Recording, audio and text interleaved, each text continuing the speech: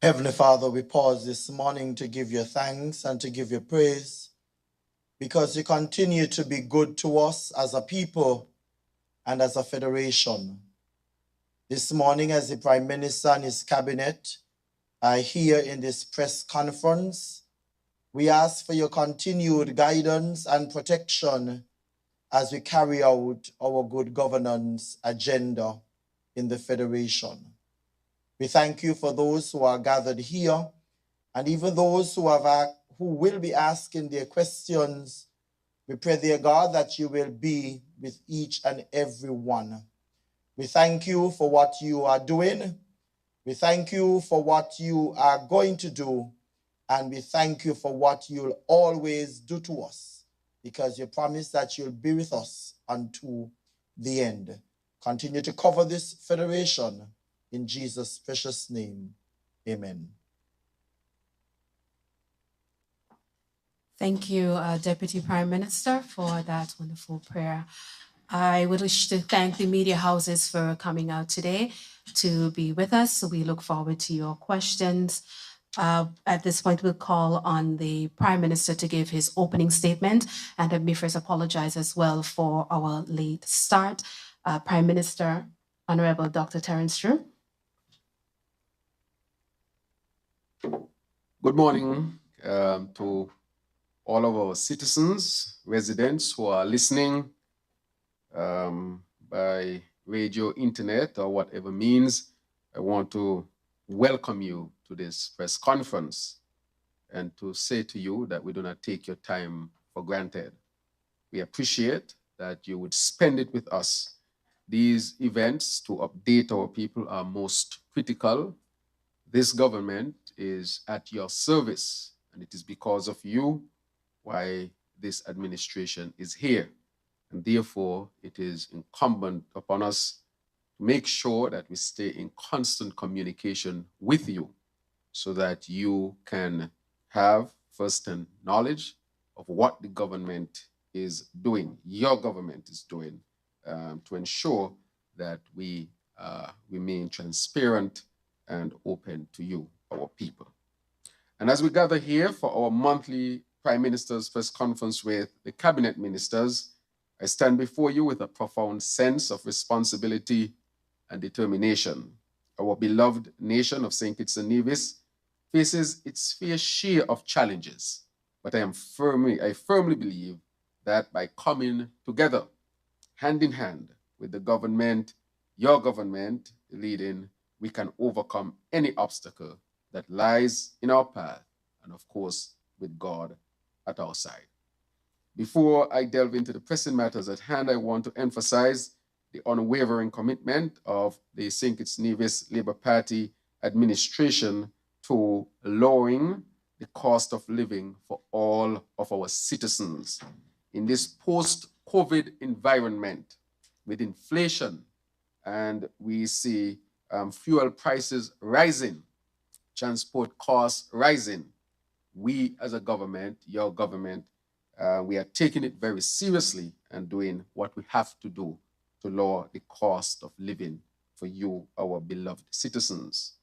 We have taken significant measures to ease the burden and to make a positive impact on all of your daily lives.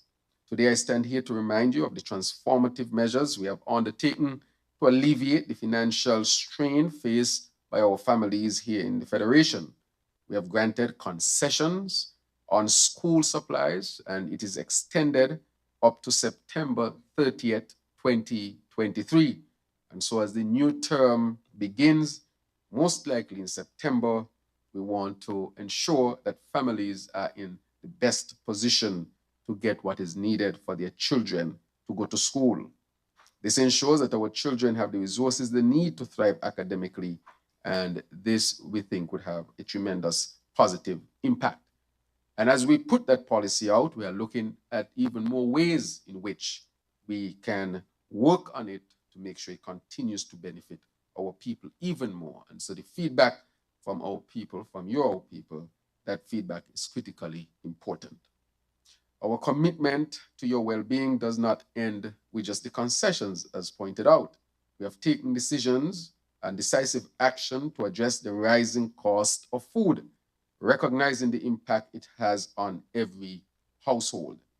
Shipping charges for food containers have been capped at the pre-COVID-19, at the pre-COVID rates, and this is an effort to stabilize food prices and to give much needed relief to our people.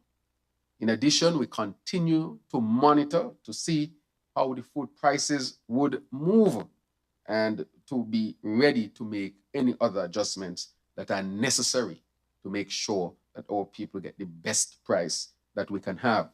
But in speaking to food, our food security is critically important. That is why the Minister of Agriculture, the Honorable Samuel Duggins, is pushing for the 2025 agenda, and that is to decrease imports, food imports, from 25% by 25% by 2025. And so we are pushing that agenda. And the hope is we have more food for our people, more locally grown, and at a more affordable cost.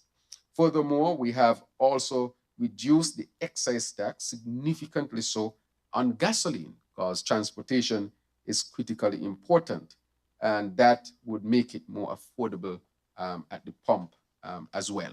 So the government has taken a number of these critical measures to make sure that we deal with the cost of living in St. Kitts and Nevis. In our commitment to economic recovery, we have reduced corporate income tax and unincorporated business tax, as you know, one from 33% to 25%, and the latter from 4% to 2%. We want to foster a favorable environment for business and to facilitate growth and, of course, job creation.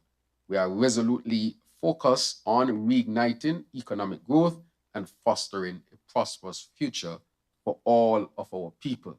And so our businesses are being supported in this significant way. And these are just a few of the examples of steps we have taken. But rest assured, we are actively exploring additional avenues to alleviate the cost of living and bring relief to each and every one of you on a daily basis. Yesterday, in collaboration with Senior Minister, the Honorable Dr. Denzel Douglas, also we had officials from Customs and Excise Department, Consumer Affairs, representatives of major food suppliers here and traders here in St. Kitts and Nevis. And we sought solutions to reduce the cost of food. This was the government. The government, of course, brought all stakeholders to the table. And in meaningful discussion, what are we going to do further to make sure that we control the cost of food for our people here and basic goods? The government remains resolute in finding the right measures that will benefit both the people and these businesses. We are in this together, and together we can control the areas within our reach. This is a responsive government. Additionally, our commitment to healthcare remains firm. Just 2 days ago, I visited the proposed site for a modern, state-of-the-art, climate-smart general hospital that will revolutionize healthcare delivery in our federation. Climate change poses unique challenges, and it is essential that we invest in a hospital capable of withstanding its adversities. Through cooperation between the governments of St. Kitts and Nevis and the Republic of China, Taiwan, this vision will become a reality. Remember, this was a major campaign commitment, and in less than a year, we are already on the way to deliver that hospital to our people. This will also open up opportunities for health tourism. We can serve the neighboring countries around us. And let me just add that in healthcare, we have made significant strides. And one of the things we are pushing for is for St. Kitts to become one of the safest places on earth to get pregnant and have a baby. We are pushing for that. We are on our way. It's a major accomplishment that we can have in just less than 1 year of having the government, this administration, putting the right policies in place. So apart from building a new structure, we want to deliver services that will benefit all of our people and put St. Kitts among the best in the world. As I mentioned, construction and developments, I wish to mention that the Robert Bratcher Museum is well on its way. I visited the site yesterday, and I'm already impressed by the progress thus far. My fellow cabinet colleagues will share more, of course, on the progress of your government and what your government has done thus far in the various other ministries.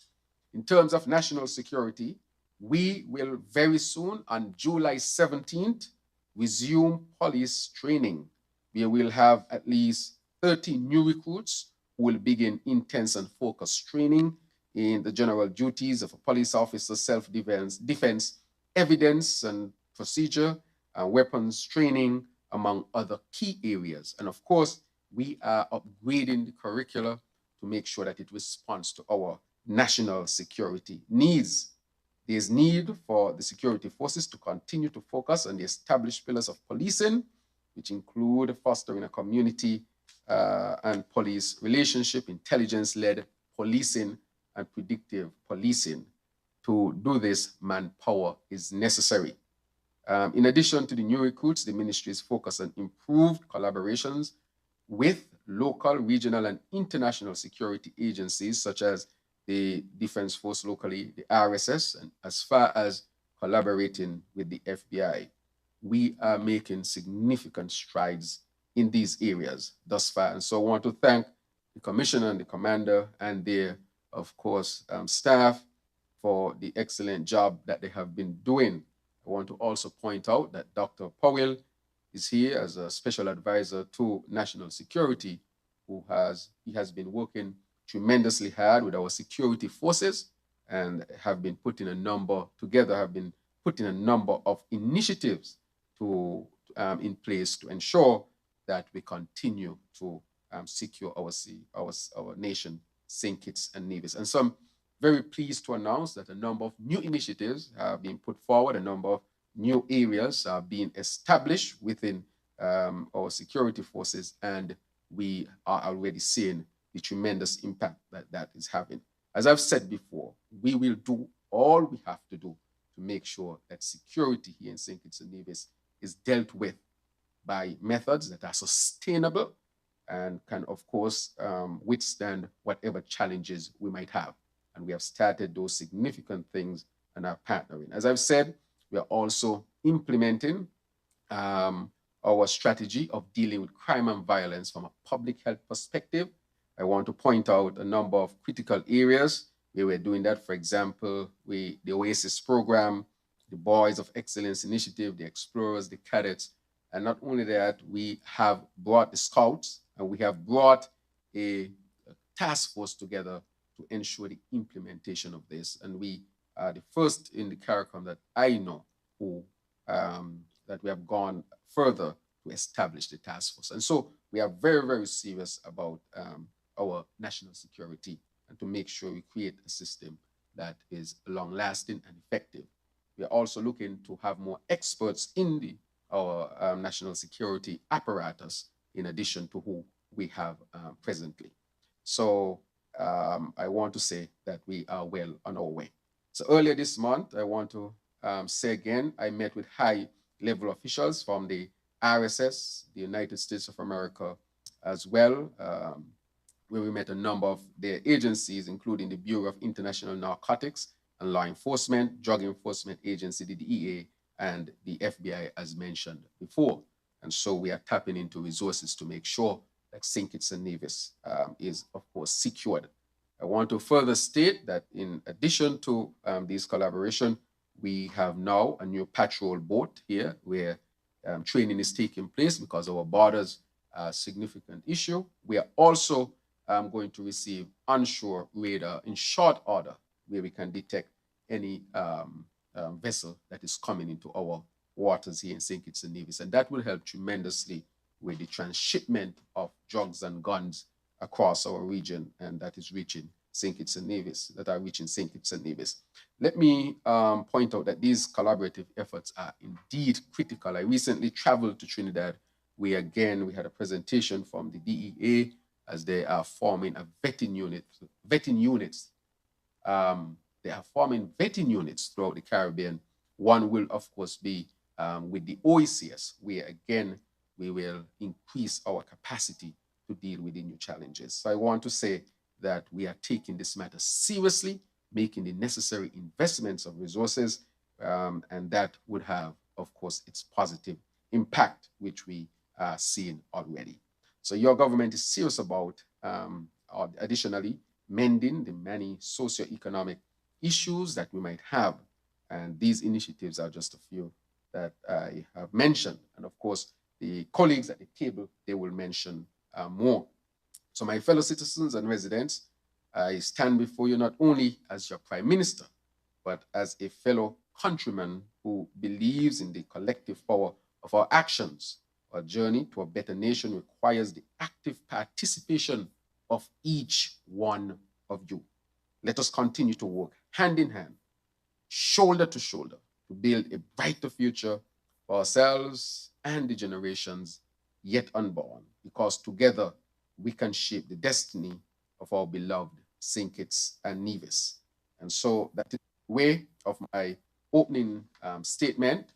And I know that the press is here and the press is eager, ready to ask what questions, whatever questions they may have.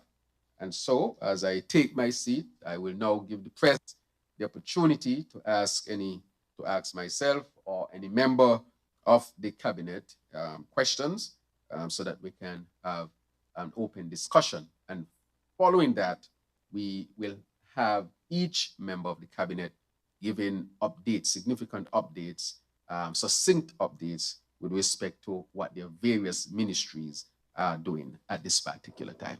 Thank you very much. Thank you, Prime Minister Drew, for that statement and the introduction. At this point in time, we will open the floor to our media houses. But let me first recognize our ministers present.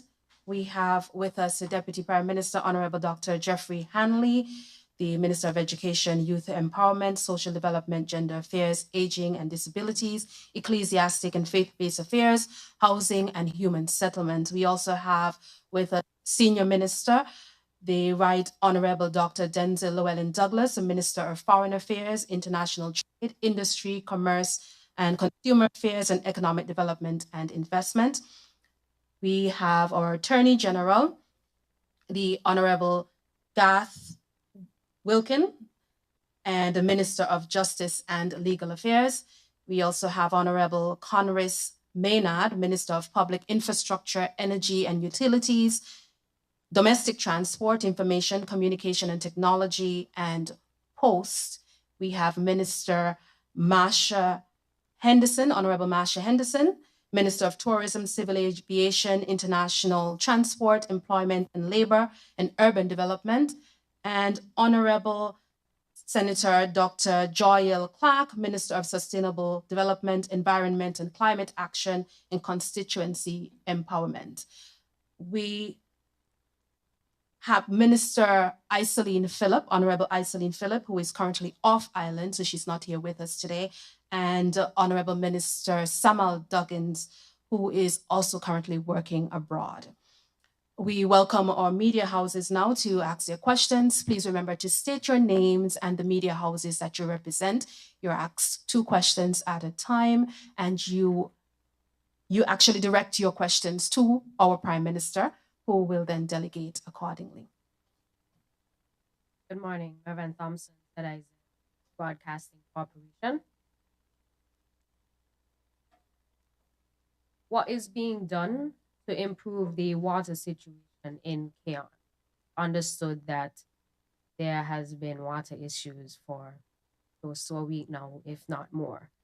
Also, regarding the upcoming EU-CELAC meeting, what is St. Kitts and Nevis's position going into that meeting?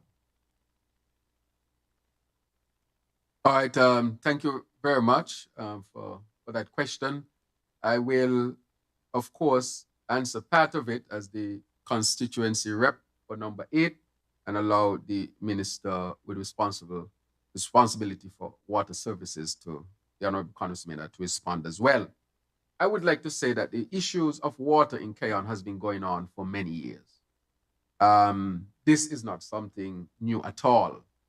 And we know, and we have to be honest, that over the last 7 years, during the former administration, nothing at all was done to deal with the water issue in Cayon. Not one thing was done. As we can remember, we had Bead Company here who was ready to drill. They had already started to drill in various areas. We know that they had done some drilling in Shadwell, and they had identified areas in Cayon to drill. And when there was a change in administration in 2015, that was totally shut down and nothing at all was done. Since we came in, and the minister with responsibility will give more details on this one, we have done a number of significant things. One, we have sought to expand our water availability by purchasing water from Marriott so that it can make more water available. That's one. The second thing that we have done is that we have re-engaged Bead, and presently Bead has done a lot of work thus far, even though that work is preparatory work. I can say, and the minister would update, that Bead is back this week to continue that work, and he can give more information about drilling. But apart from that, we are going to solve the water problem. Means we're going to expand water availability, and we are going into desal. And that will have a tremendous impact on the people of Cayon. I want to say the people of St. Peter's have much more relief now. But apart from that, we are going to put a storage plan in place where we are going to help residents who are affected most to get storage containers so that they can store water.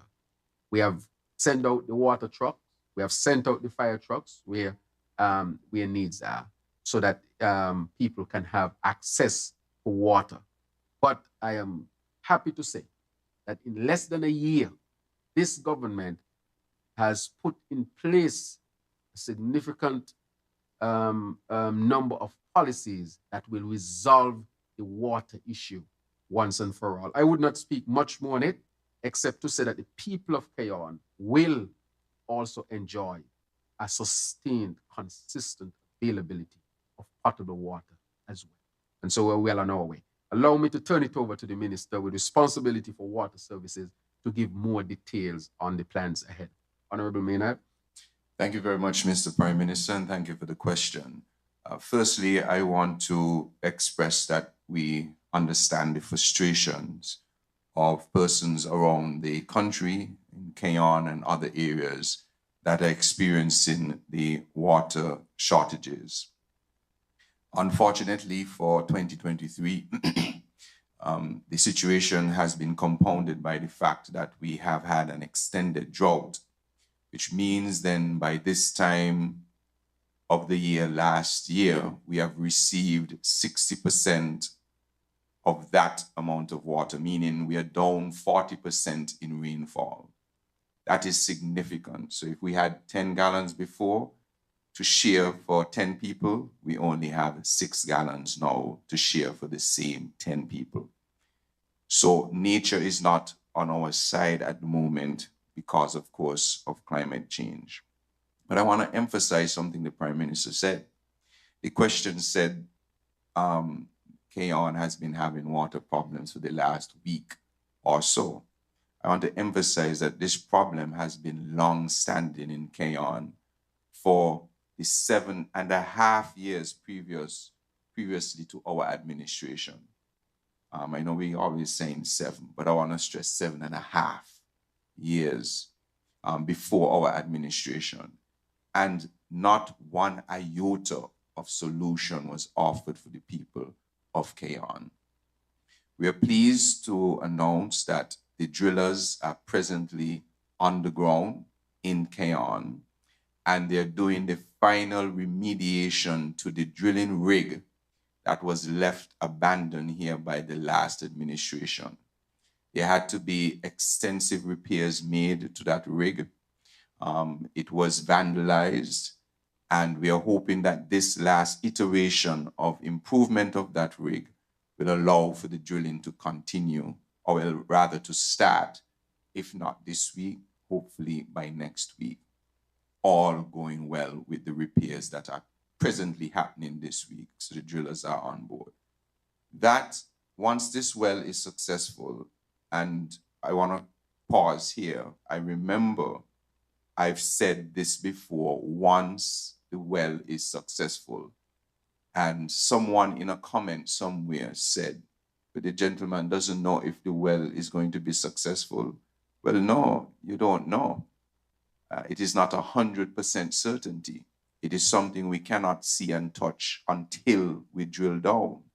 So while the science points to what they call an anomaly, which is an anomaly in the structure of the earth where a cavity of water can exist, while we can see and anticipate that there might be a lot of water there, we still have to drill to find it and make sure that it is potable water.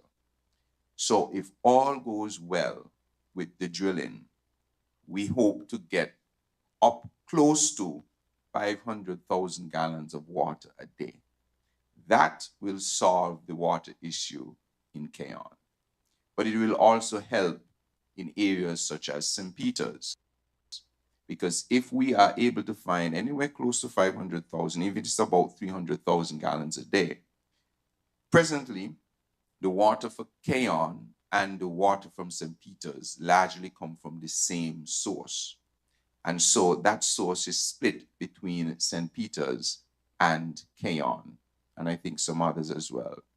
By eliminating the need for Keon to use that surface water source from the Green Tree area, we will be able to divert all of that water, or most of that water, or more of that water to the St. Peter's area.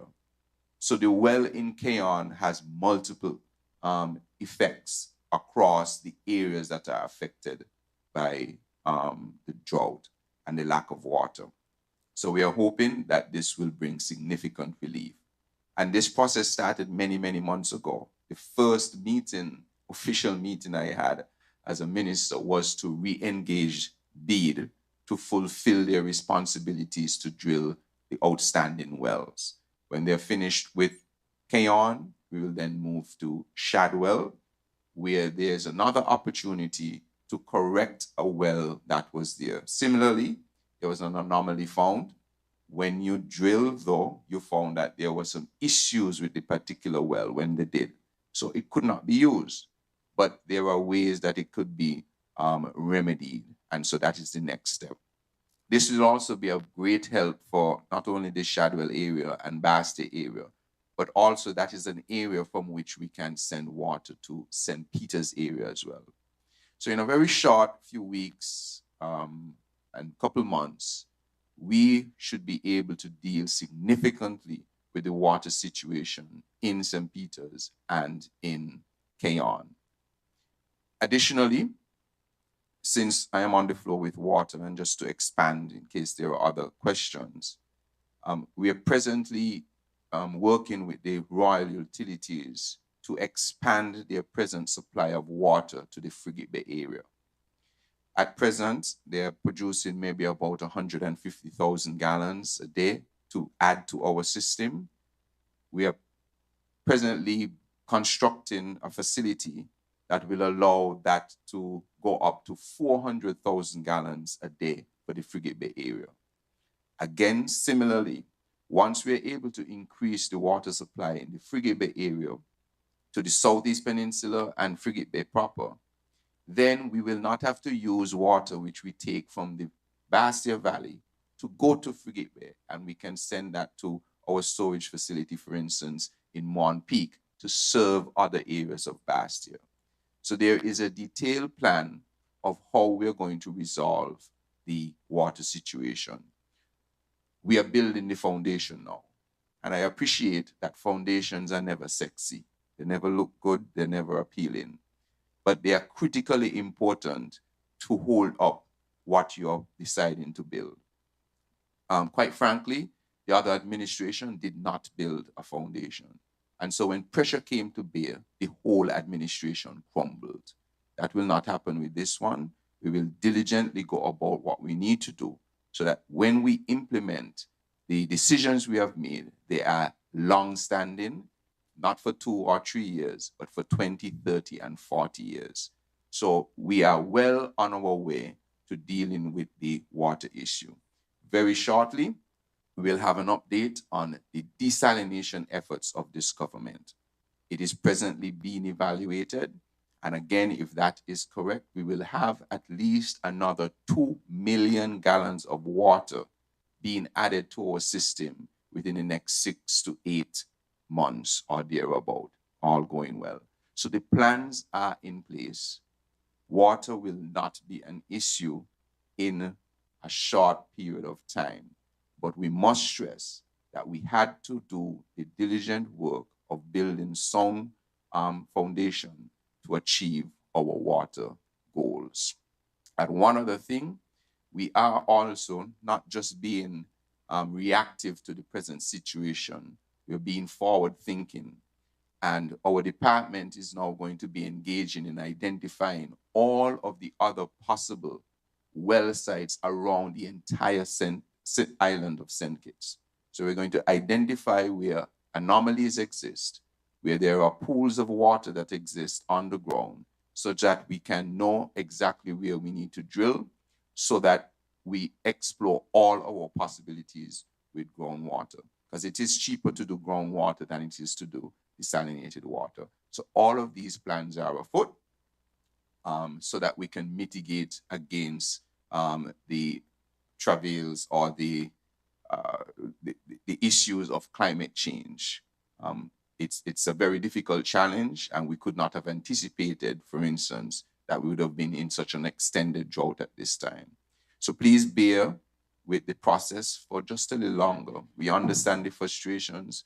We understand that it will take, it is a bit much to limit the amount of water that is there, but we are trying as best as possible to share what we have in a responsible way. Thank you. Thank you very much, Minister Maynard. And so I want to re-emphasize that the people of St. Peter's, Keyon constituency number 8, which is hit hard, that solutions are on the way. Permanent solutions, once and for all, deal with this issue.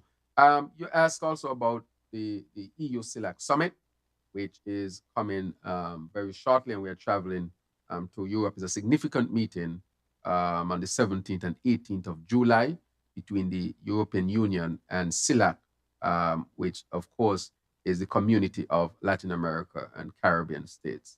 And so I will ask the foreign minister to speak to that summit that is coming up as we are about to travel.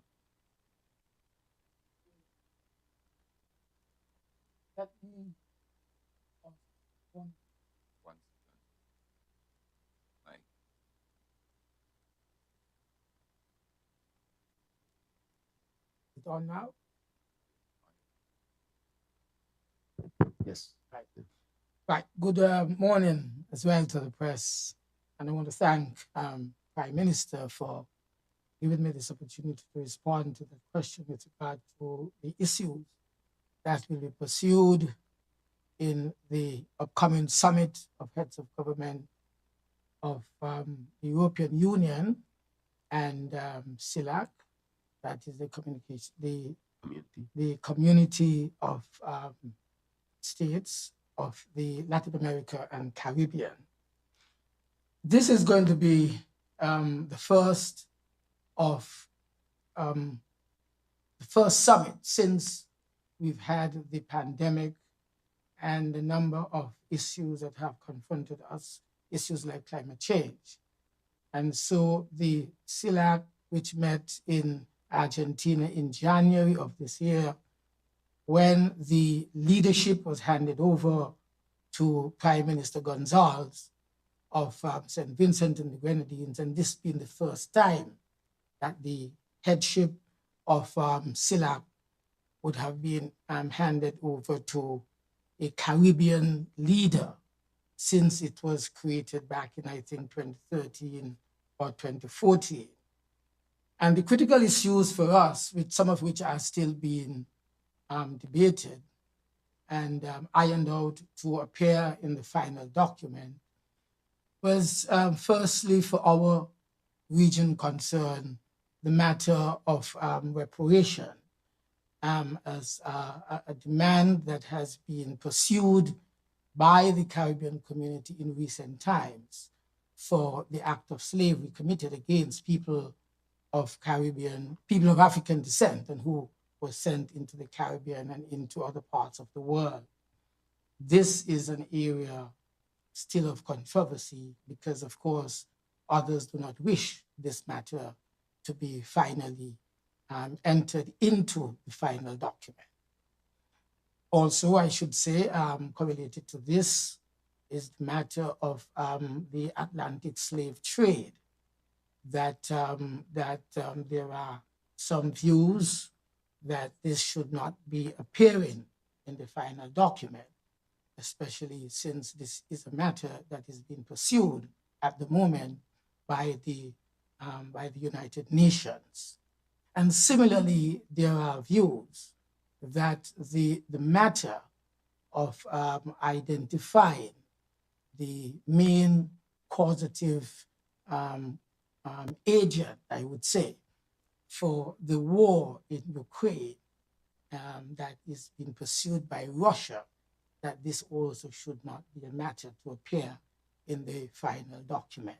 I made mention of these matters in particular because they impact directly on St. Kitts-Nevis in terms of the unsettled view that would emerge from this particular summit.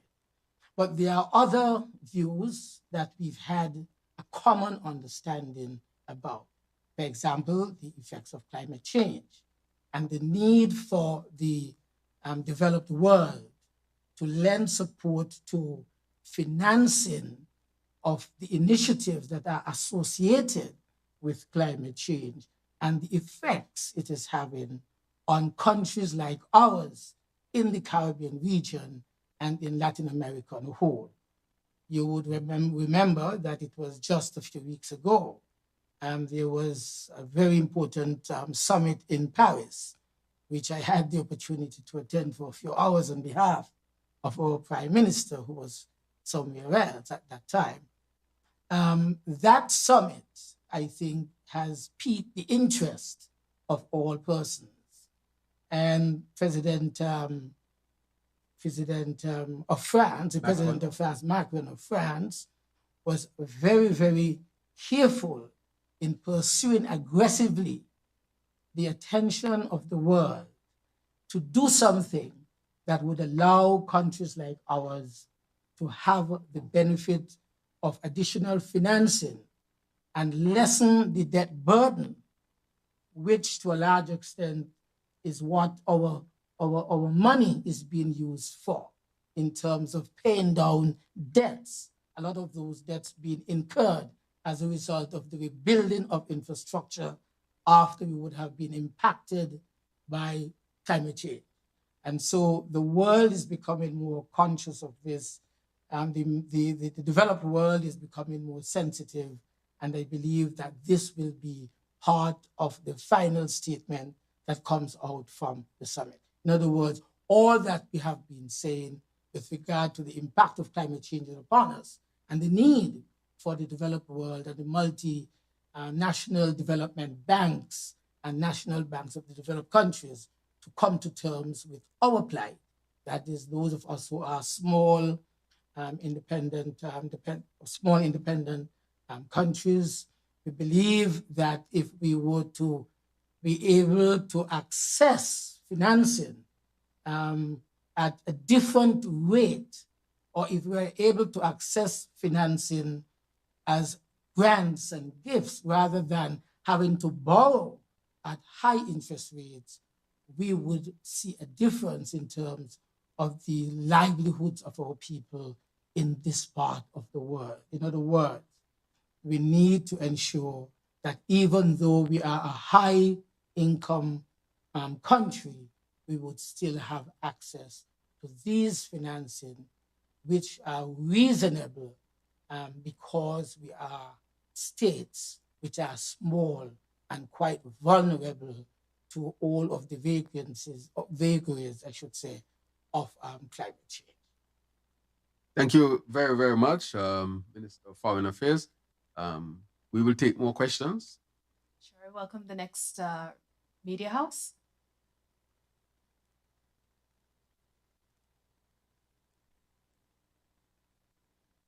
Good morning to all at the head table. Glenn Barrett, SK Newsline. Mr. Prime Minister, at a previous press conference, I had inquired about several tourism-oriented accommodations that have been left almost abandoned, incomplete.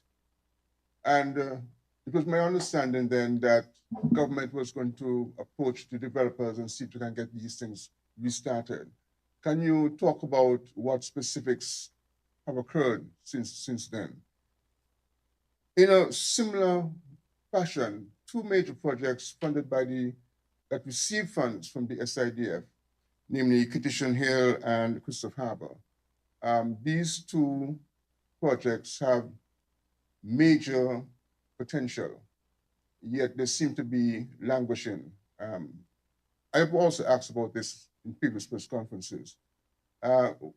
Is government in a position to do anything to stimulate these two projects in terms of any kind of arrangements with the developers? And if you can also comment on what is really happening at Kitts-Nevis Hill in terms of the management, who is managing it, how functional is that operation? And connected to the Kitts-Nevis Hill situation, under then Prime Minister Dr. Denzel Douglas, the Whitegate Development Program started. What is the status of that development program now? All right. Thank you very much, Glenn, Mr. Bat. There are a number of critical things that you asked with respect to two major development. I would allow the Minister of Development to touch on them, and namely the Christopher Harbour matter and the Kitts-Nevis Hill. And also you spoke to some projects that are still not completed on the CBI program.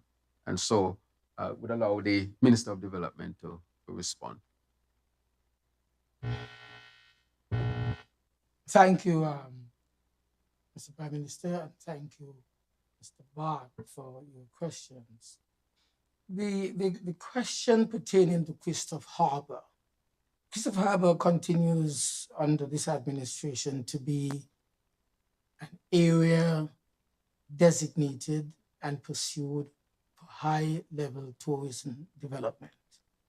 You would recall that the basic policy and strategic planning of the Labour administration that I had to lead was that we would have development, economic development being spurred from two different points in the country. In Southeast Peninsula, which is where Christopher Harbour is located, and down in the Capacity region, where the Whitegate Development Corporation was created to spur on development in that area after the closure of the sugar industry. And Kitts-Nevis Hill was one of those development that was expecting to have 3 different resort hotels developed there, and thus lead the development of the country, mainly in tourism, from these 2 different points, opposed to each other. The northwest of the island and the southeast of the island, the Southeast Peninsula. The Christopher Harbour is the main development thrust that is taking place in the Southeast Peninsula. Of course, they've been able to attract boutique hotels like the Park Hyatt, which is there and functional. We also had operations like the Salt Lodge, which was a very, very successful and attractive restaurant and so forth side.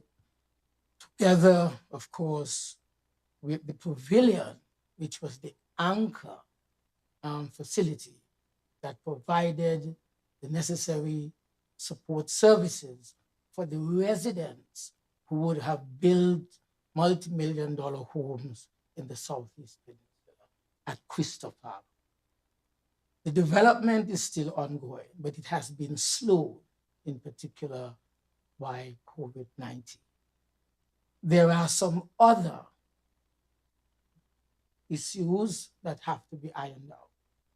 I think the developer which is Buddy Darby and his family members, they are looking for a major investor to do a number of things. Complete the establishment of the marina. The marina has been built, but it is not receiving enough support that was anticipated. The completion of a golf course, which also was started, marked out by an international golfing star, but again, that has not been completed. Of course, there are some challenges with regard to financing of these operations, because having been closed for over a year, naturally, financing has become a problem.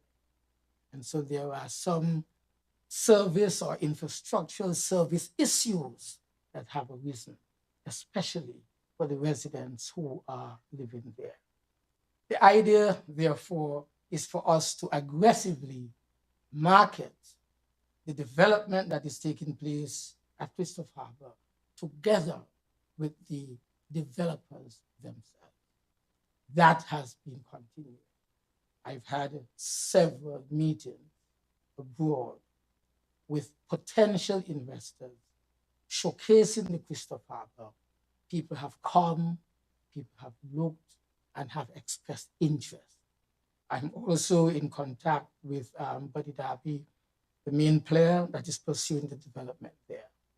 I believe that others who are part of this effort to bring development to Christopher Harbor, these other persons, I believe, are doing the same in terms of attracting new investors and settling some of the outstanding financial issues that exist there. With regard very quickly to Kitts Hill, as I said, Kitts Hill is one of the developments that started down at the White Gate development area.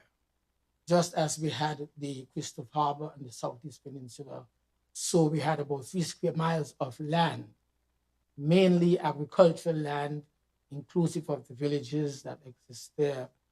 These lands were being allowed for development of a mixed type, agriculture, which would always provide a greening of the area, and at the same time lending to tourism development with hotels and spurring on the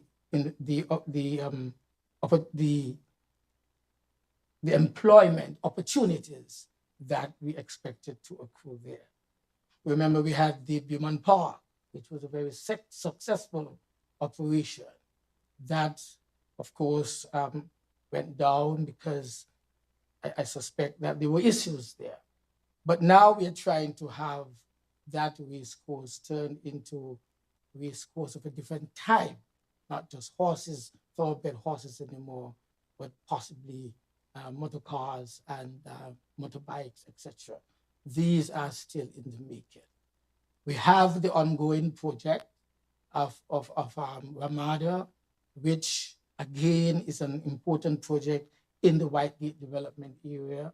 That has been built, that is in operation, and there's a phase 2 to that development, which will see another major international hotel built in the 15 acres of land next to the Ramada. Then we go over to what is happening presently in Kitts Hill. You have the experience of the greening of the area with the Kitts Hill project associated with Arthur's Restaurant on the beach in the Bay, which gives you the beach experience. These are ongoing. The Kitts Hill has run into a number of problems. You would remember that these problems, a lot of which were pursued by the administration before us, because there was this notion that people had stolen money, spent large sums of money investigating, and up to now, no one, that is the public, has not been informed that nothing was found of that nature that was being accused. But the Kittition Hill is an area that, again, I've concentrated upon. My ministry I lead has concentrated upon bringing investors into that area. And so far, we've had 3 interested parties. One is a group that leads the ownership and management of high-end hotel development. That is out of Miami, the owners of very many Ritz-Carlton Hotel, Ritz-Carlton Hotels, and other upscale boutique hotels have shown an interest in working with us with regard to Kittition Hill. As I said, 3 hotels were anticipated there. One was almost completed. That is Belmont Farm. There were 2 others. There are issues because the development really is owned by investors in our citizenship program. They have not had the benefit of enjoying what they would have invested in and paid for. That is cottages and villas and so forth, some of which are still unbuilt. But because of the arrangements that were made when the area was marketed for development, there are some major legal issues that now have to be resolved in moving forward with the development. It continues to be the iconic development, tourism development of the region, no matter from which country you would have come, far or near. People are still in awe with what we are doing at Kittition Hill, at Whitegate, as part of this new administration's aim to progress tourism in St. Kitts and Nevis. Thank you. Thank you very much. Thank you, Honorable Dr. Douglas. We open the floor once again for the next media house.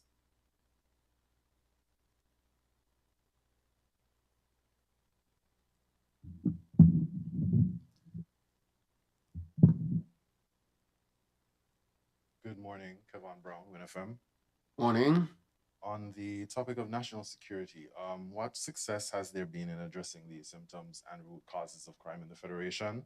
And additionally, what has been the impact of increased police presence in the communities, as well as Operation Reassurance?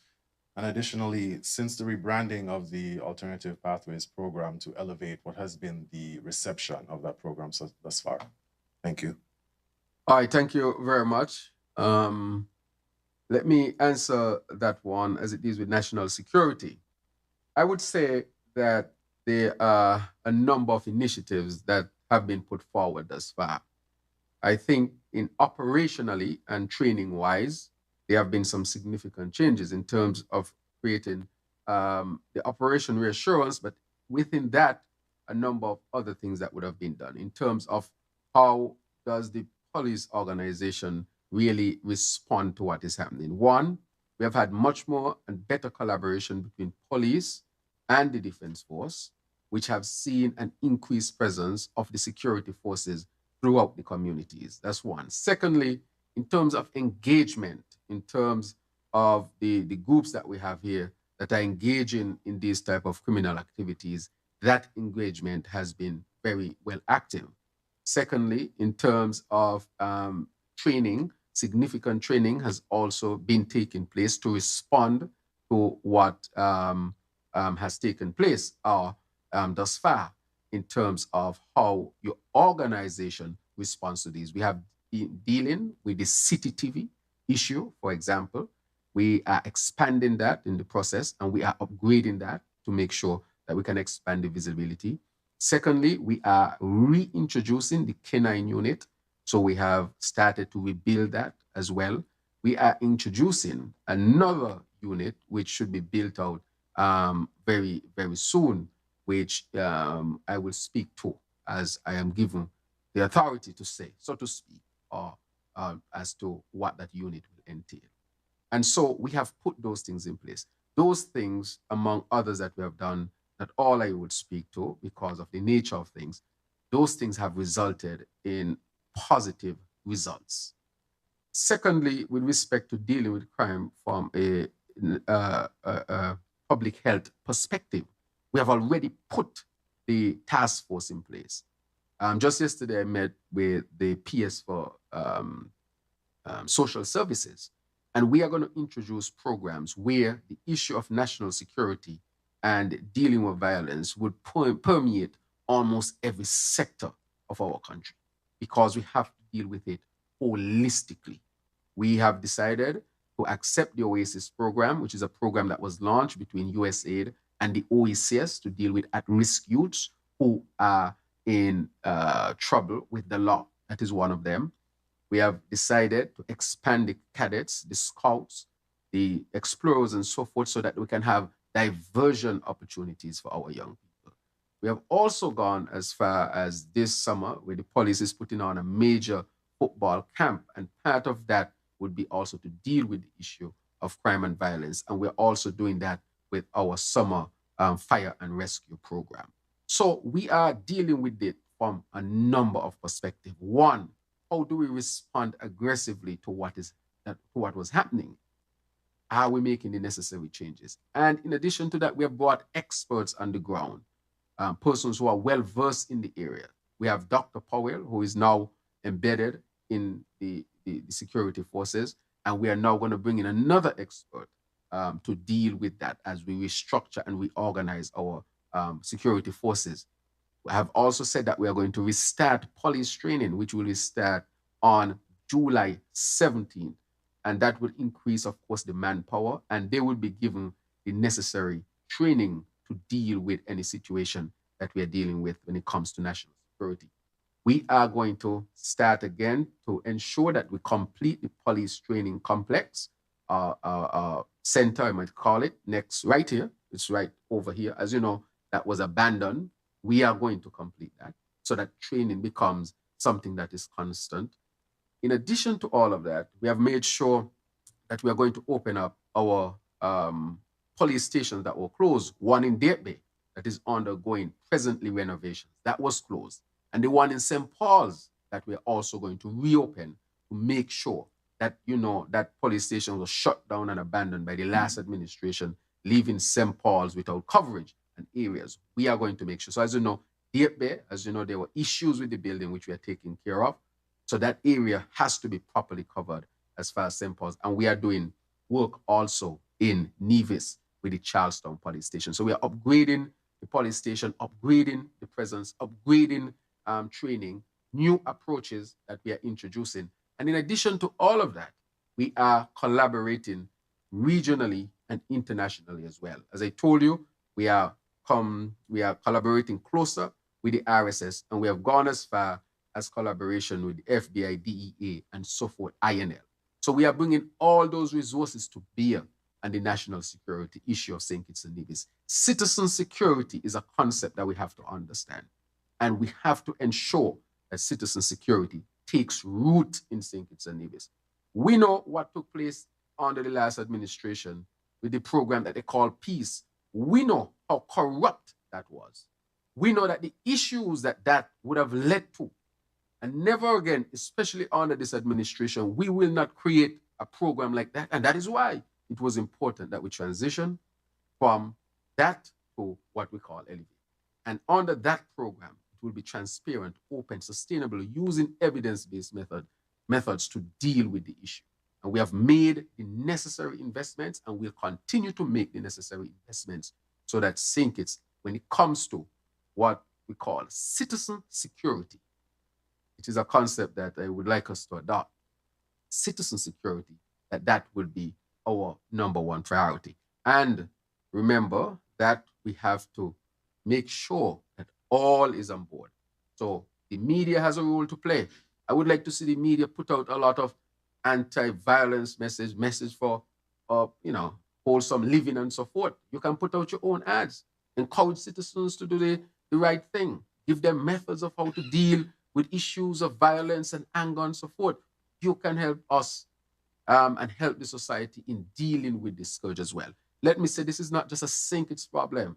It is a Caribbean problem, and that is why we are dealing with it from even a regional standpoint to ensure that we pool our resources so that we can make sure that the issue of security within the region, citizen security within the region, is holds and it would serve our people well.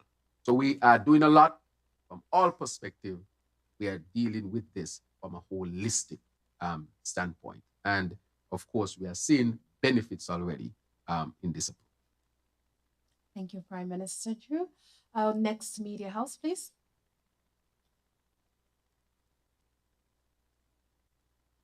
Good morning. Good morning. Ralston Rankin, Sugar City FM. In light of the fact that government auxiliary employees can now get gratuity payment, can the years worked as a full-time government worker be added to the years worked as an auxiliary worker when calculating an overall gratuity compensation for such a worker? That's my first question. Next question. When concessions are offered on school supplies, how can the government ascertain that the tax break is passed on to the parents of the school children? For the supermarkets got concessions, and up to now, not one penny has passed on to the ultimate consumer. And also, can we get an update as to the minimum wage? Thank you. All right, thank you once again. I think that is down my alley. When it comes to the gratuitous payment, I want to say to the people again and reinforce, because right here we brought our workers, our hard working people who are the GAE. They came here and we reinstituted the cabinet. It was brought to the cabinet deliberated, and together we decided that we had to reintroduce the gratuitous calculation that had been previously established, meaning that the GAE workers will see a brighter day when they get their gratuity. For example, we had people who got only $8,000-9,000, and when you recalculate their money, they got an extra, sometimes $20,000, an extra $25,000, and we gave them their checks right in here. And it was the last administration in 2021 who shifted the policy. And so persons who might have retired a year earlier got a certain amount, but if you retired after that, you got a significant reduction in the amount you received, which would in some cases be a third of what you would have previously received. And so we reversed that.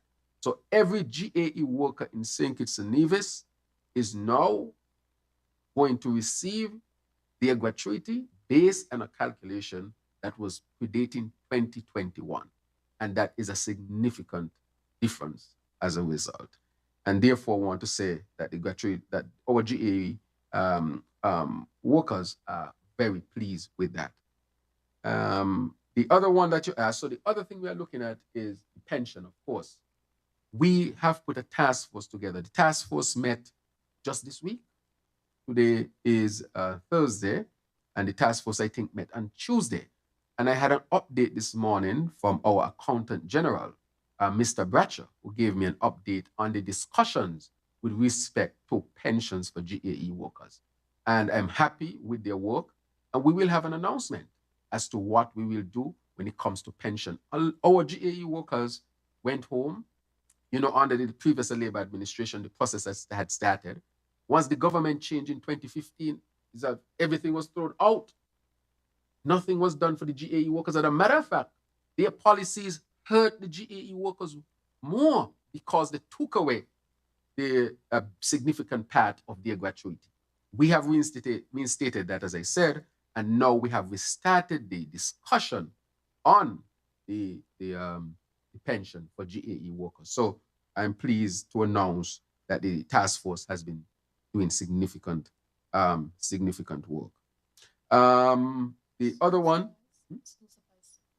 right? So the school supplies concession, I would say we have implemented it just past few days, and so once people start buying later on, just short order, a couple of weeks, they will see the difference in prices. And we have spoken to customs. We have also brought a task force together. The task force is to deal with the cost of living. And just yesterday, that is headed by the CAPSEC, Dr. Nat. And just yesterday, they had a meeting and I was able to speak to the task force. And the task force discussed a number of things to deal with the cost of living. Of course, the concessions are an important part of that. Customs is already in place and ready to put things in place to make sure that the savings are passed on to the parents and guardians and so forth. So that is in train. That doesn't happen overnight, but in quick order, in a couple of weeks, we will start to see that. And so what we have said to Consumer Affairs as well, and Consumer Affairs is up to it, is they are going to monitor prices. And I want our people to monitor prices as well, and also to report to Consumer Affairs when you think that a price is out of range. We need that surveillance as well. We need to hear from you.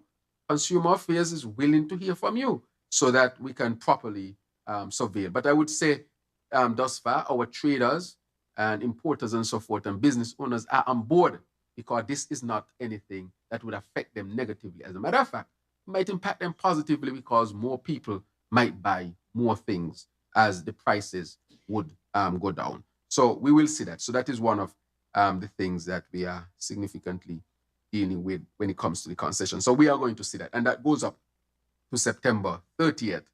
By that time, we suspect everybody would have bought the stuff that they need for their children. The update on the minimum wage, I would like to say that in Cabinet, we had a significant discussion on the minimum wage. But what I would do is allow the Minister of Labor, who is leading on this, to update the country at this particular time. Oh, okay. So she wants me to speak to it.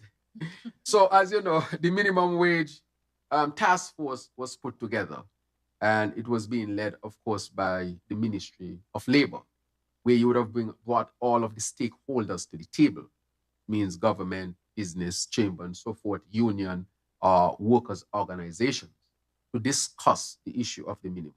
Why is it important?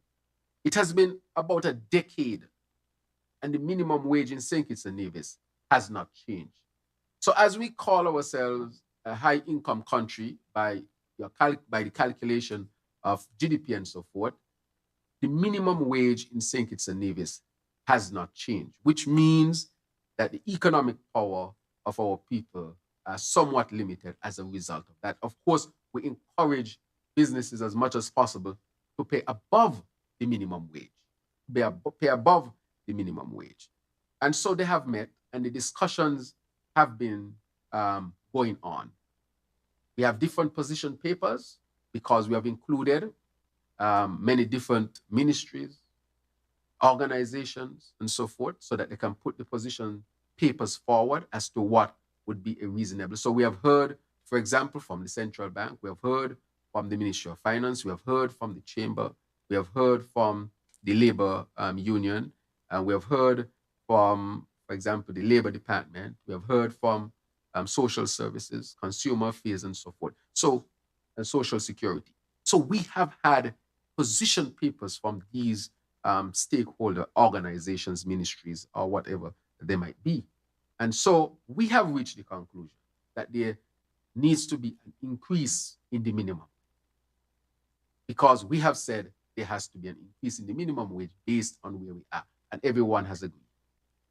What we are discussing is how much at this present moment the minimum wage would be. That is what we are discussing presently. And of course, we want to make sure that our people get the best deal that can be had at this particular time. And so we are going through that. So I can say a general decision has been made that there will be an increase in the minimum wage. We are now discussing the details in terms of how much that would be and exactly when that will be implemented, but it would not be implemented past this year. That decision has also been made. So that is coming for our people. There are, of course, positions saying to us that because it is post-COVID and we want to increase the minimum wage, the economy is still in a state of recovery. So this might have to be done. This is one position, for example. We might have to do it in stages to get to the number that we want to get. That is one position as the economy recovers. As I've said before, our economy was recovering the slowest, especially when it came to the tourism sector, or when it comes to the tourism sector, because we refused to open the country when it should have been open. As you know, we opened it. We opened the country. Yes. They refused to open it, but we opened the country. Sorry, we opened the country. They refused to open the country, and we opened the country. And that was the first decision on August 17th when we opened the country. And that hampered the growth of tourism, the recovery of tourism here in St. Kitts. We were last. I'm waiting for the next figures. We were last in the OECD in terms of recovery because of the political decision made by the last administration to keep the country locked down unnecessarily. And that has hampered growth. And therefore, our recovery is slower than it should have been had the country been opened up months earlier. And therefore, we are working through that. Notwithstanding that we have a slower recovery because of that decision, notwithstanding that it is post-COVID, we are still fighting to get the best opportunity for our people when it comes to the minimum wage. We have also decided that the minimum wage must be looked at every 2 to 3 years and a report be given, tabled in the parliament, and our people have access to it. We will not wait for years to pass, almost a decade, without updating the minimum wage, or at least communicating with our people with respect to the minimum wage. That will not happen again. That has hurt our people, and we will abandon that bad practice that was undertaken by the previous administration. And so these are the factors surrounding it. We are making measures to make life better for our people, the concessions and school things, the fact that we are tempering freight for the importation of the 20-foot and 40-foot containers with food. We are further looking at any other measure that must be taken to lower the cost of food here in St. Kitts-Nevis. So the people must know that we will do what we have to do to make their lives better. Let me say that we are spending about $250 million on social support. $250 million on social support. I'm talking about the PAP, the STEP, Elevate, and all the other social programs, such as the uniform program, the SELF program, the food voucher program, subsidizing preschools, the electricity. All of that we are doing for our people. And we just touch gasoline, as you know, but we don't want the prices to go up and affect people's ability to move around. And so we have taken that $250 million, which is around 25% of the present budget, to deal with the cost of living. I want that number to sink in. We are open and transparent, $250 million. And with all of that, we are sending our students to school free, to college free. With all of that, we have started a fund so that children who are sick with terminal congenital illnesses can be saved. When I say terminal, I mean if you don't intervene, they will die. And a number of children have benefited. As a matter of fact, because of that program, those children who would have died previously are alive today. A number of them. And because of that, St. Kitts-Nevis will have one of the lowest infant mortality rates in the world. And I still believe we can have the best in the world. Because of a program like the high risk, where we intervene for social support to mothers who are high risk when they're pregnant. We have a high risk clinic now at JNF. And as a result of that, we have not seen any maternal deaths for the year. And I'm saying that the Ministry of Health of St. Kitts-Nevis can really reach the goal of having 0 pregnant women die this year. I don't know if any other country, independent country in the world would achieve it, but we can achieve that. That is social support. The other social support we're doing is to the dialysis unit. Nobody is turned back. The other thing we want to introduce is renal transplant, because a lot of young people now have renal failure, And we want them to have access to that. That is another program that would have some social support. So I want to say to our people that this government is responding and working hard. Are there challenges? Yes. We will not be perfect, but are we up to it and fighting as much as possible to give our people the best life here in St. Kitts and Nevis? Yes, we are. We'll continue to fight hard, collaborate with the people, look for more policies, better policies, improve policies to ease the burden of our people. But I can say this, in short order, we will not have water problem. In short order, we will improve our agricultural production. In short order, we'll have better infrastructure, better housing, school access. And the ministers will update you, but I'll leave my answer there. Thank you. Thank you, Prime Minister. We will allow for 2 more media houses if you have any additional questions.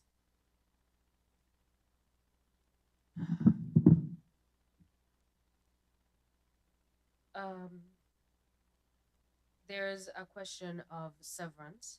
Some persons, I'm told, have not received their severance pay after being laid off for not accepting the COVID vaccine and are wondering when they will receive that, specifically UMHS. And is the Office of the AG contemplating laws for AI in relation to ownership of copyright and creatives in St. Kitts and Nevis? We see that it's doing a number internationally. So is that on the radar to protect our people? Right. Thank you very much. I'll let the AG answer. Go ahead, AG. Good morning, everyone. The simple answer is yes. I'm actually happy that you asked that question because the Intellectual Property Office, which falls under the Ministry of Justice and Legal Affairs, has just recently announced that the World Intellectual Property Organization is hosting its Caribbean meeting of all the IPO offices throughout the Caribbean in St. Kitts in November. And on the agenda for that meeting will be the IP's response to AI. So at that meeting, I recommend that you attend because it's going to be a very interesting discussion. It is a evolving area, particularly with respect to copyright, because you have a smart computer developing art, developing music. I saw recently that an AI computer it examined all the music from Drake, the artist, and another artist, and actually created a whole new song. And then the question comes about who has the copyright to that song created by a computer, not created by an individual. So it's a very intriguing concept. I hope that King Congress is not subjected to potentially a Byron Messiah and King Congress AI-generated song. And so it's an ever-evolving area, and it is on our radar. We are also discussing some changes to the IP laws, and I don't want to do that until we have a sort of preliminary solution to the AI issue. So the short answer is yes, it's on our radar, and the long answer is that we hope to discuss that fully during our November meeting of intellectual property offices for the Caribbean region.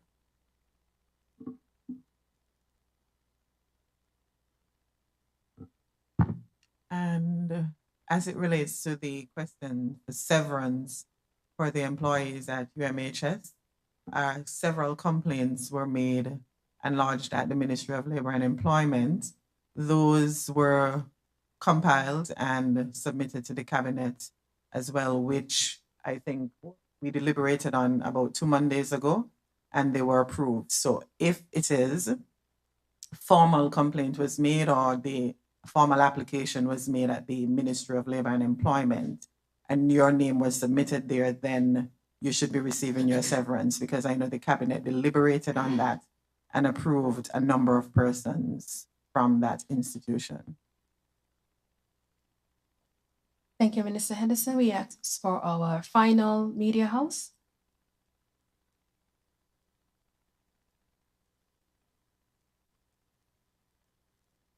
Mr. Prime Minister, the next tourism season is fast approaching, and the situation at the airport, the aircraft parking apron. Can you provide a status update on that? If it is the case that we will be unable to have it repaired in time for the next tourism season, is there any fallout in relation to the category level of the airport as assigned by the United States Federal Aviation Authority? Secondly, with regards to air services to the USVI, I think there are some persons who are a bit concerned about getting back and forth much easier. Is there anything on the horizon with regards to air services into the USVI? And turn to the K9 unit that you mentioned. In its reestablishment, to what extent is it going to be? Is it going to be much better than it was before, much larger? For example, would it have the potential to serve other OECS countries and to provide training for other OECS officers as well? And my last question, the task force between St. Kitts and Nevis, what's the status on that now? I think you had a meeting with Premier Brantley fairly recently. All right, thank you. All right, thank you very much. But there are a number of things you asked, and I think the Minister of Tourism, Civil Aviation, and Ports would be able to answer that question with respect to the airport and to the USVI matter. So I'll turn it over to her. The Honorable Masha. Thank you, Prime Minister. As it relates to the work on the apron, I received a report from the Board of Directors from their last meeting, I think about a week ago, where the board agreed that the project for the repair to the apron should be put out for a tender. The chairman is leading that initiative, and I am not sure if it's out as yet, but that was the decision taken by the board. The decision related to temporary repair to the apron as opposed to permanently fixing that part of the apron. And that was based on the fact that there is going to be some work being conducted at the airport on the terminals. We are in some discussions at SCASPA for permanent work, not just on the apron, but on the terminals. The work is going to be temporary because we want to be ready, as you said, for the winter season that starts in November. It is going to be sufficient to accommodate the aircrafts that we anticipate. And that would be the usual legacy carriers, the British Airways, American, United. The temporary repairs to the apron would be sufficient, and we should be able to complete the work by then. We don't foresee any issues with the FAA, as you questioned. There are some we are actually accommodating on the other end of the apron. If you see, some of the carriers are actually parking on that end, so we don't foresee any real issues. As it relates to expansion of routes into, I think you asked the BVI and USVI, forgive me, USVI, we are in discussions with some of our existing carriers, particularly Caribbean Airlines, who they're scheduled to start service here, as well as Inter-Caribbean. The issue relates to, I don't know if you were following when we went to Parliament late last year, when we, as a region, we were, I think, demoted to Category 2 based on the non-compliance of some of the member states. And so we have, once you're in Category 2, there's an issue as it relates to aviation for carriers out of the US. And so as a region, we're working on that through regional body ECHO, that's the Eastern Caribbean Civil Aviation Association, to make sure that all of the member states can be brought back up to Category 1. And that involves harmonizing of the legislation that we would have passed in our parliament late last year. So once all of the member states can comply, then that should deal with the issue in relation to US carriers. And because, as you said, the United States Virgin Islands would fall under Transport and Security Association, TSA, we have to make sure that as a region we can comply before we can have flights coming from some of those islands. So we're working on that as a region. All right, thank you very much, Minister. With respect to the Canine unit, we will start the training here. And of course, when we open the training center, that will have, we'll of course give access to our regional brothers and sisters. But in the first instance is to make sure that we can cover St. Kitts-Nevis from the customs end and from within the police service. With respect to, there was another question that was asked. Yeah, the relationship between St. Kitts-Nevis and the task force that we are speaking of. The AG is also involved, as that would be a legal matter. We continue to pursue that. I am supposed to, will be making another visit to Nevis as well. And so we will update that as we go along, Bat, and we formulate exactly the areas which we are going to touch. But I would like to say that when it comes to the relations between St. Kitts and Nevis, there is, of course, much better collaboration. As a result of that, we are able to move forward with the geothermal project, for example. That project has been resonating regionally and internationally. There are a number of initiatives that we'll be able to undertake in closer collaboration. For example, in healthcare, for example, in dealing with the security matters and the openness of the administration with respect to the defense force and so forth, those things are really moving along. So I would say that we are moving along steadily in terms of the relations with St. Kitts and Nevis. And this is being finalized, Mr. Bat, so that we can undertake a lot of the critical work to be done, especially when it comes to the Constitution. So we will update accordingly when it comes to that. I would say at this time that that would be the final question. I think that the media houses would have had the opportunity to ask. As usual, I would want to give the opportunity to each minister, each member of cabinet to update the country as to the significant things that are happening within their ministry, so that we are all abreast and we stick to our policy of openness, transparency, and good governance. And in no particular order, maybe I can start from the end, come up, and we have the Honorable Joya Clark, Minister of Sustainable Development, et al. And Dr. Clark. Thank you, Prime Minister, and good day to everyone. I'll be updating on climate action, constituency empowerment, and sustainable development, as well as the Ministry of Environment. Recently, I was challenged by a colleague to speak to climate change in a way that resonates with everyone. Naturally, as an advocate, you would think, well, why wouldn't everyone understand the importance of climate change and responding to it or participating in meetings? And I said, let's take on this challenge. So the Ministry of Environment, Climate Action, and Constituency Empowerment will be leading an education campaign entitled Climate as a Bread and Butter Issue.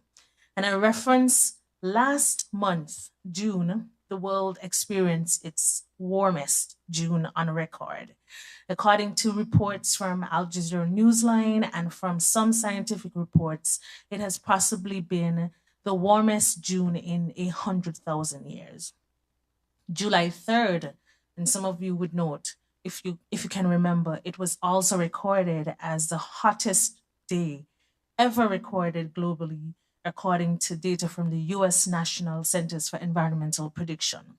Now, I share all of this note on temperature because there's a need for us to appreciate the dire situation as it relates to climate, food, and most importantly, water in St. Kitts and Nevis. Hotter temperatures enhance evaporation, which reduces surface water from our soil and our vegetation, our lakes, our underground water supplies.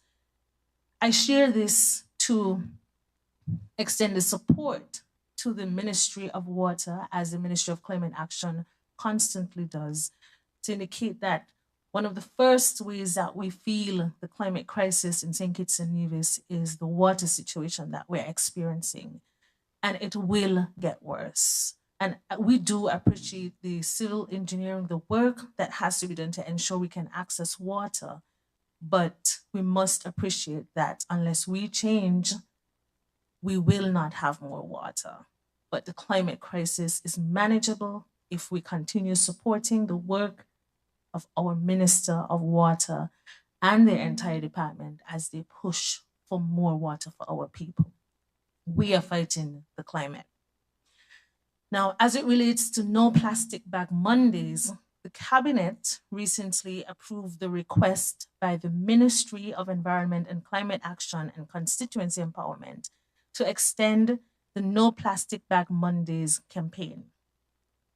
This campaign is a partnership with supermarkets and vendors across the Federation. We recognize the importance of banning single-use plastics, and I've mentioned before that the ban on the importation of single-use plastic bags has been approved. However, the timeline will be based on the continued negotiations with our stakeholders. However, today I am happy again to state that to all stakeholders, and allow me please to identify our supermarkets, our shops, stores, street vendors, persons who sell in the market, fruit vendors, food stalls, and importantly to all patrons of such establishments, that the Cabinet of St. Kitts and Nevis, the government of St. Kitts and Nevis, the Cabinet, has approved and is supporting the ministry's No Plastic Bag Mondays indefinitely. Every Monday going forward, we encourage all of us not to ask supermarkets and food vendors for plastic bags, not to look for them, but to walk with your reusable bags to all of these establishments. It's not just the supermarkets, it's everywhere. The agro strip, the market, when you're buying everywhere, no plastic bags, because very soon we will not be importing single-use plastic items and styrofoam. So we welcome your support. As it relates to the Ministry of Sustainable Development, kindly allow me to make a brief statement on behalf of the ministry as it relates to land payments.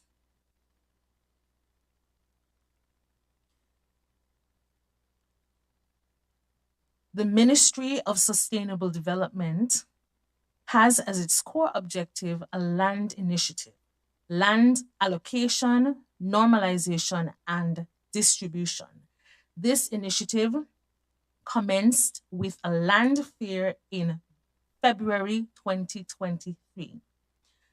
The Ministry of Sustainable Development remains committed to this mandate of empowerment of citizens through land ownership and through its updated land initiative, which has sought to document, assess, and restructure the process of land allocation and land use in St. Kitts. Resumption of payments on land. The Ministry of Sustainable Development is pleased to announce the resumption of payments for persons in the following years. All persons allocated land up to December 2020 can resume payments at the Treasury. I repeat, all persons allocated land up to December 2020 can resume payments at the Treasury. All persons who were allocated land in 2021 are kindly advised to submit their survey documents and to confirm their payment status with the Ministry of Sustainable Development before proceeding to the Treasury. For persons who were allocated lands in 2022, the Ministry is kindly asking for a bit more patience as we finalize the major challenges associated with land distribution during that year, including double and triple allocations and allocations to lots which do not exist. The ministry looks forward to the resumption of land allocation in August 2023, whereby an announcement on the improvements and changes of that process will be made by the Honorable Prime Minister. Land payments resume as of today, August 13th, July 13th, 2023. Thank you very much. Resume. Good news. Okay, so as it relates to tourism, the destination, we really operate on a seasonal basis. So most of our visitors tend to come during the winter season, which usually starts in November. And when cruise tourism it starts in October up until April. The hope is that we can, convert the destination to a year-round destination as opposed to being seasonal.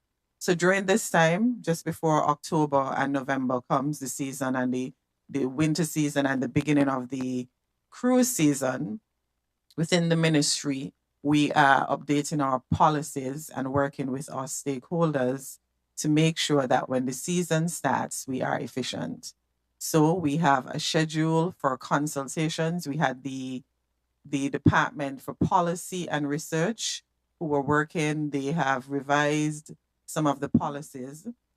We're currently at the stage where we are consulting our stakeholders. So far, we've met with Inland Revenue and the Ministry of Finance. We've met with Agriculture as it relates to our primate petting vendors and how they operate at our ports and our different prescribed spaces. So we've met with Agriculture and even St. Kitts Biomedical Association in terms of how we can partner in the industry. We've met with Inland Revenue in terms of how we're doing with registration and issuing of licenses. We're hoping that consultations, and we're going to be meeting with our taxi and tour operators next week.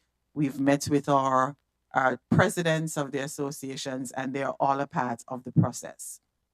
So we don't believe in just making changes.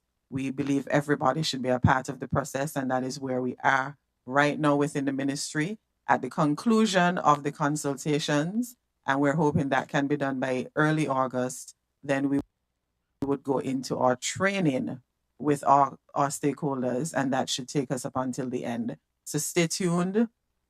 Those of you who've applied, we have a number of questions and queries coming about licenses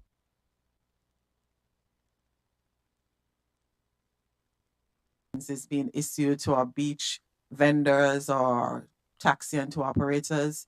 Once the training is completed, the consultation is completed, we're going to go into training, which is compulsory, absolutely compulsory, before you can be issued with a license.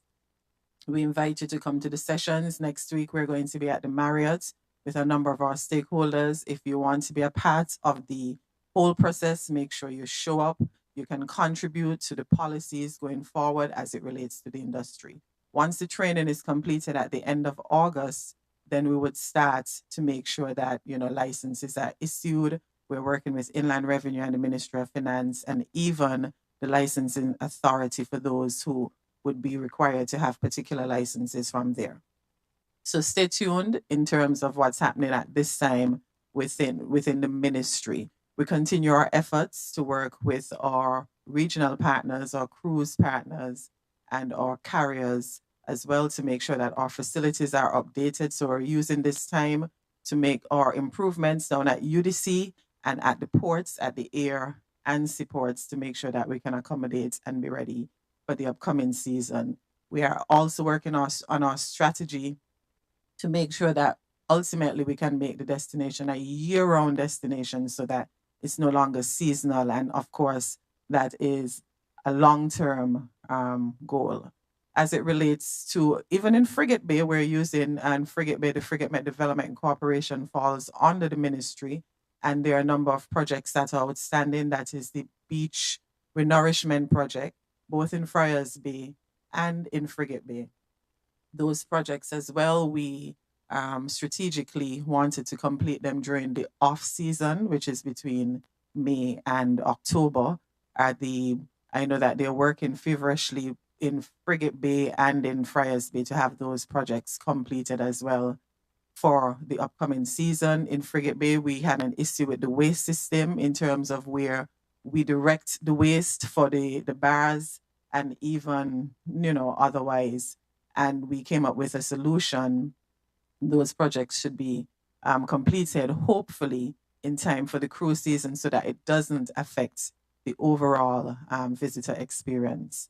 As it relates to labor and employment, as the Prime Minister would have indicated earlier, we are in the final stages of the minimum discussions as it relates to the minimum wage, and we should be having something on that shortly.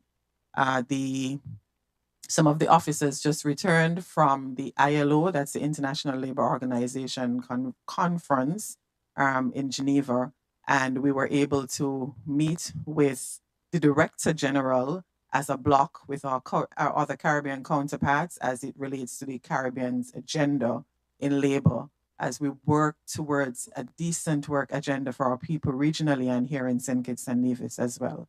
We are moving to ratify some of the outstanding conventions.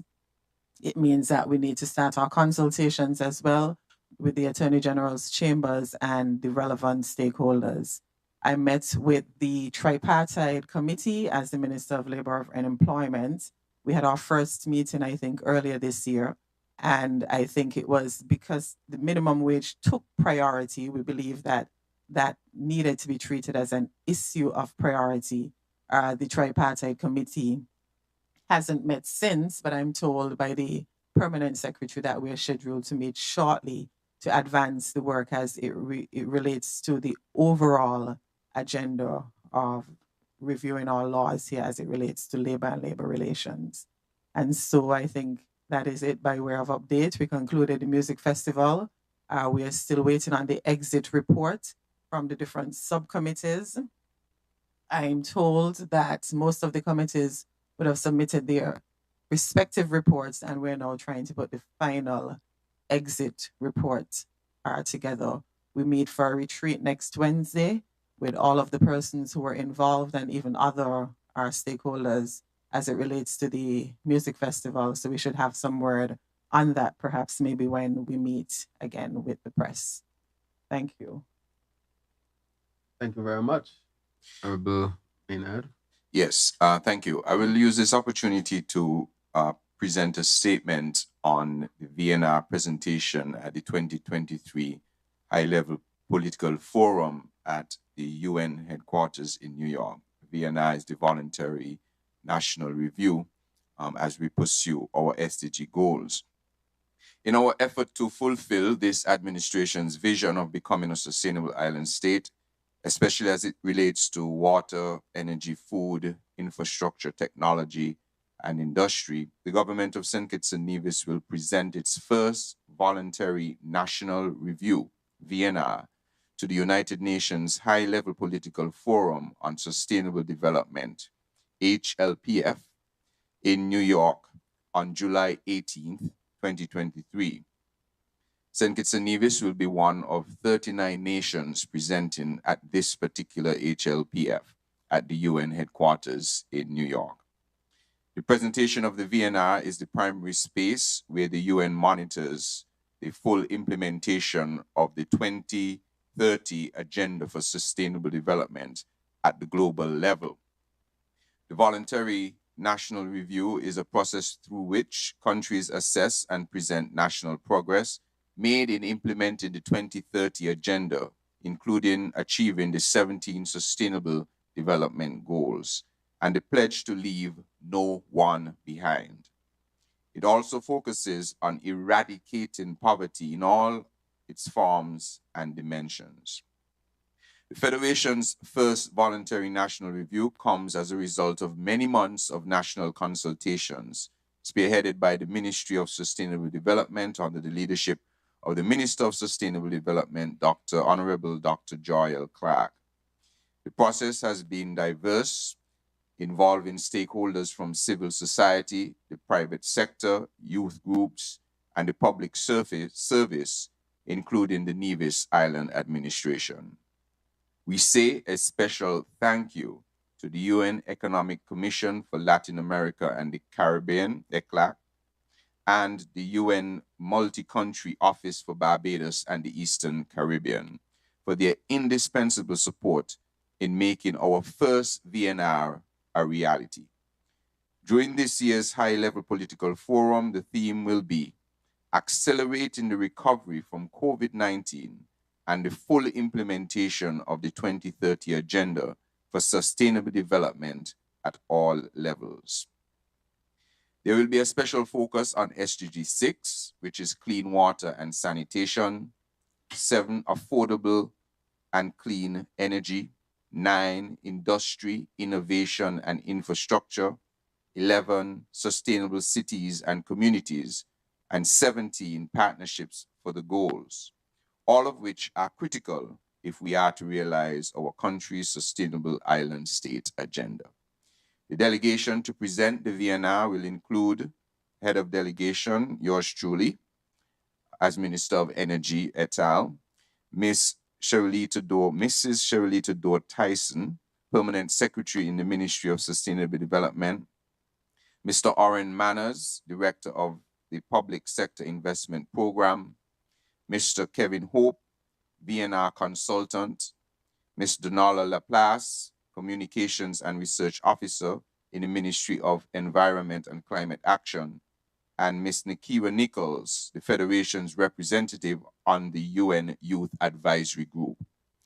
Following the VNR presentation next Tuesday at 10 a.m., the Ministry of Sustainable Development and members of the delegation will continue its communication campaign to further sensitize the public on our SDG progress and our commitment to leave no one behind. I believe that you will see a sneak peek video today or right now. So I want to invite you to view this 1-minute video in the lead up to the HLPF.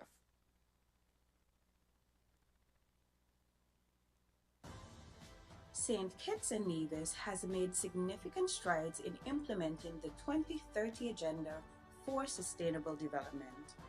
Our development initiatives over the past 2 decades have targeted accelerating economic growth with a focus on employment, resulting in a fall in the levels of poverty, improved social services, and expanded social protection for poor and vulnerable households. However, the pandemic caused massive disruption to people's lives and affected the implementation of the Sustainable Development Goals in areas such as poverty reduction, good health care, quality education, decent work, and economic growth. St. Kitts and Nevis's new National Development Planning Framework, which guides the country's development planning for the next 15 years, is well aligned with the Sustainable Development Goals and the government's vision for the country to become a sustainable island state.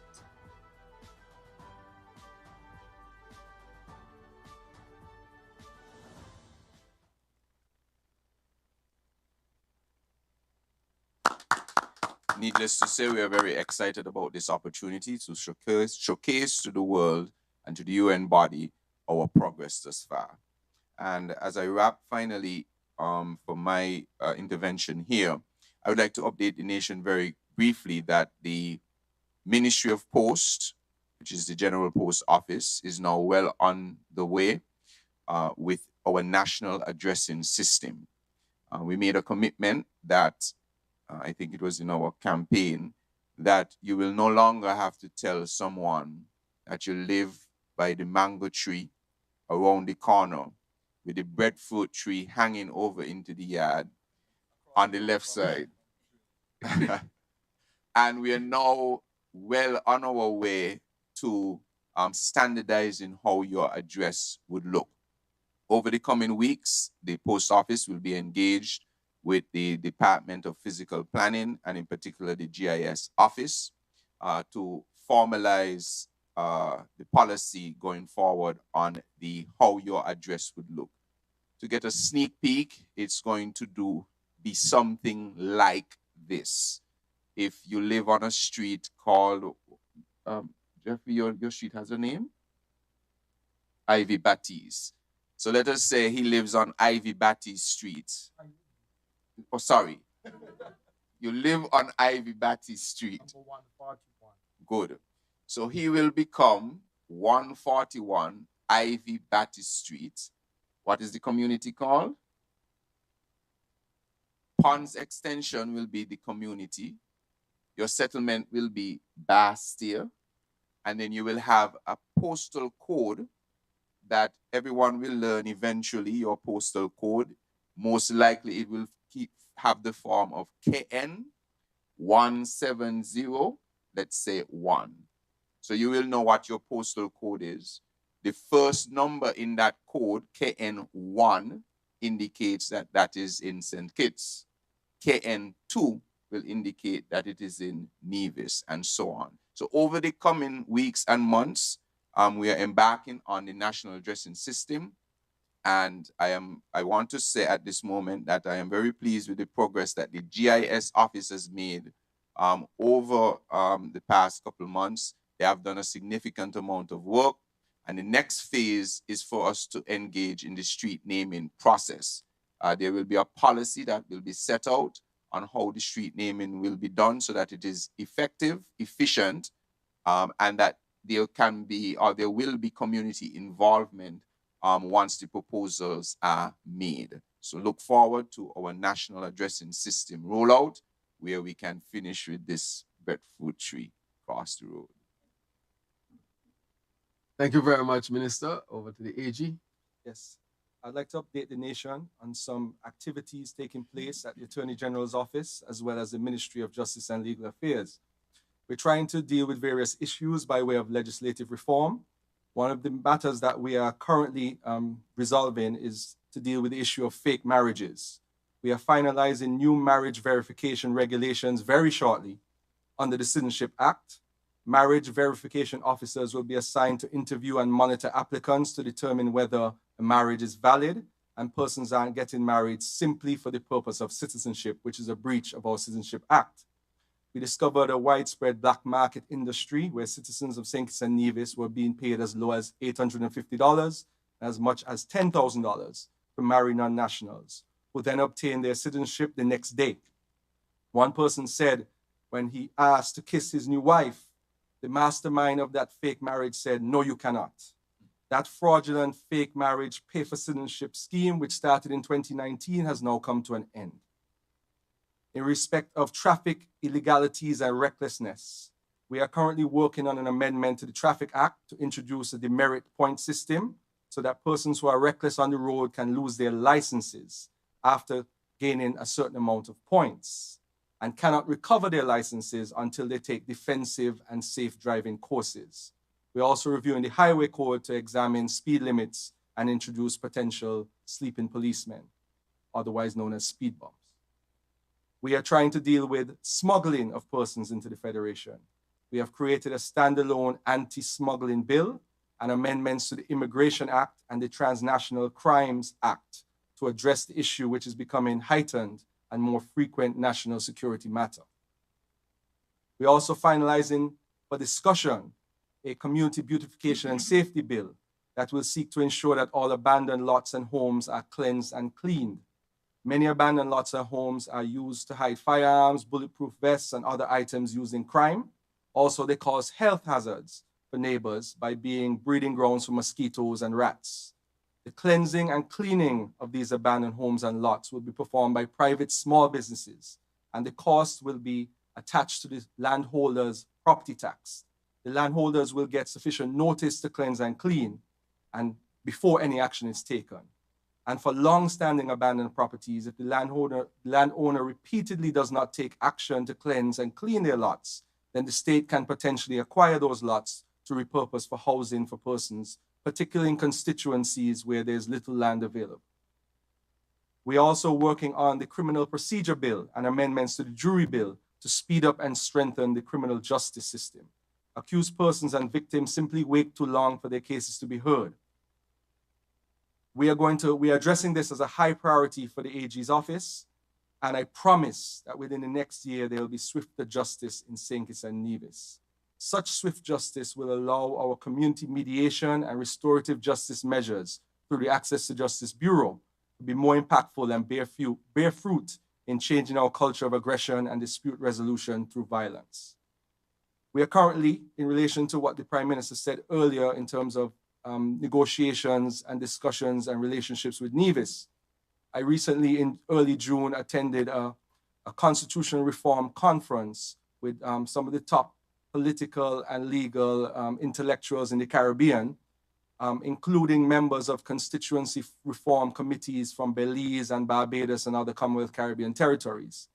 And I am of the firm view, and we are currently drafting for review by Cabinet, a constitutional reform and civic education committee bill, which will establish a permanent committee comprised of members of various stakeholders in our society.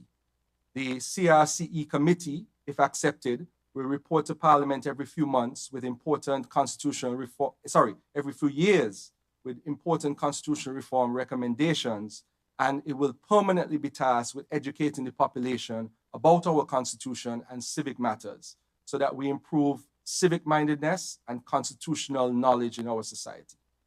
We are also in the early stages of setting up the Constituency Boundaries Committee and starting an electoral reform process, which would receive widespread input from all stakeholders in our society to be completed well in advance of the next scheduled general election.